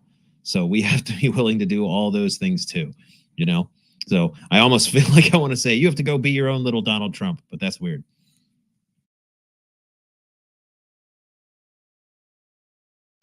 So here's my theory. Do you think that Mike Johnson, like, attaching this to the CR was to distract us from something else?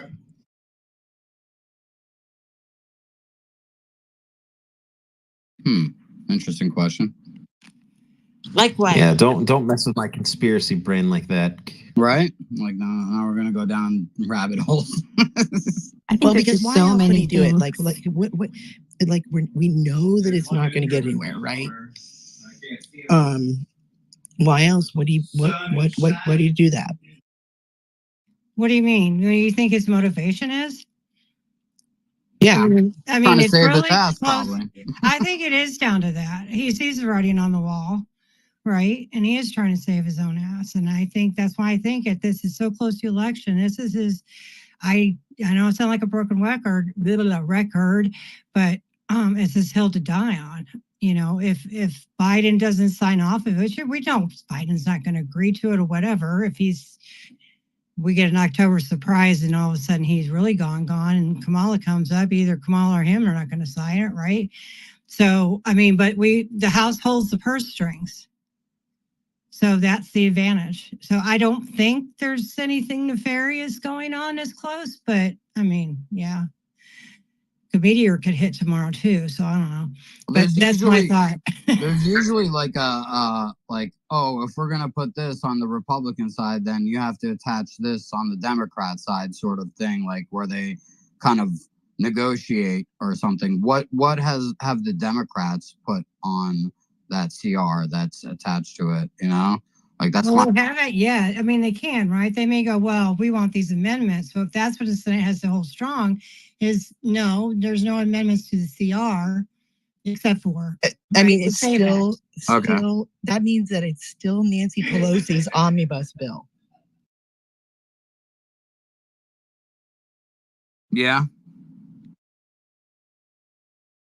Yeah. Think about that, guys. Think about that, guys. We're still living under Nancy Pelosi's omnibus bill. God, I Is wish he you dying? hadn't mentioned her name. Thanks, Kim. Didn't appreciate that. Bring it down. I think that's a t-shirt. It's so nauseating. I'm going to post in the bubble a picture of me flipping off Nancy Pelosi at Greek Easter. And if I do that diligently, you come up and speak. Oh my God, I'll make a t-shirt with that image. I love that. I just want to ask him a question about being on the border and feeling like he was going to be thrown in jail and really underneath the jail, because that's what they do to people that break into Mexico. But on the other hand, I don't think he was ever. Did Diligent cross into Mexico? No, that Nick went like close to the border, but he didn't cross, and he ran into into the federales. I remember that. Yeah, they didn't mess with him though. You know, he was good. He got back safe. Thank God. Yeah, we were all I worried saw about him at that moment. We're like, no, Nick, get back, man. It's getting the dark. only suggestion that I had, because I left right before the finding of the drug house, my only suggestion would have been you guys should have Molotov the cocktail the thing. What's up, Diligent? So, well, first of all, thank you for hosting the space. Glad to see you guys are still doing the rally cries. Yes, Nick and I both crossed into, we went across the fence or we walked across the line, so to speak. There wasn't really any kind of barrier there or sign where we went. So yeah, we both did, but yeah, we didn't stay. Do you get benefits now, like $150,000 down payments on houses? No, I actually things were more expensive when I got back. Actually, that was what my benefits were. That's how bad inflation is. You got robbed. So Diligent, did you think that it should be fair that you could be able just to cross freely like everybody crosses into America? What's your thought on that? I mean, I know that Mexico actually enforces its border a lot more strictly than we do, which is that's retarded. That's where we're at. They actually give people temporary passes to go through their border, so they grant a limited visa for 30 to 60 days to give people time to, make the trek from one end of the country to the other, and as long as they keep moving, they allow them in. So where you were, Diligent, do you know if there was the Roosevelt easement there, or were you like right up on the border? We were right up on the border.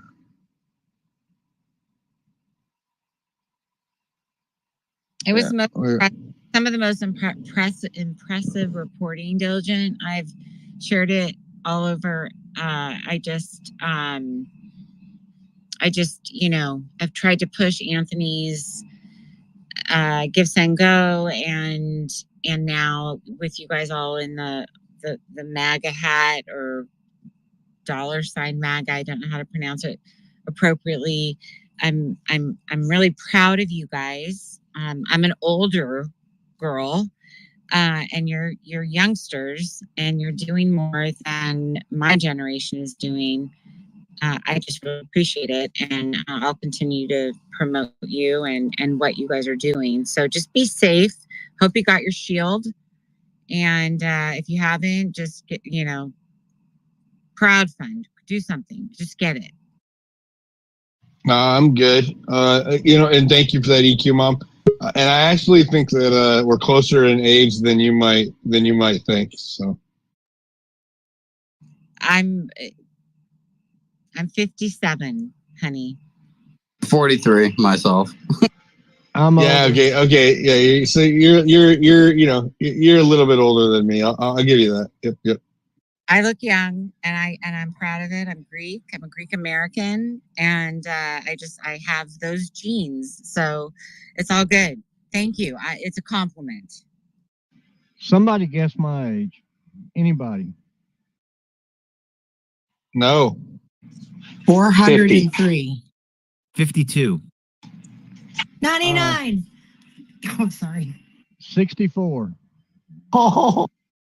Tell us about it, Mike. You don't sound a day over 63. Yeah, I'm 64 all the way. 64. Isn't there a song about that? 64. I don't think it's that. I think it's Won't you still love me when I'm 64 or something like that? I look in the mirror. I look in the mirror, guys, and there's this 18-year-old trapped inside this 64-year-old body. Oh man, I feel like that in my 30s. I look at. I'm like, what happened? How did this happen? And how am 69 listening? That's the sign. Cry Me a River. I want to hear from Mike. Mike,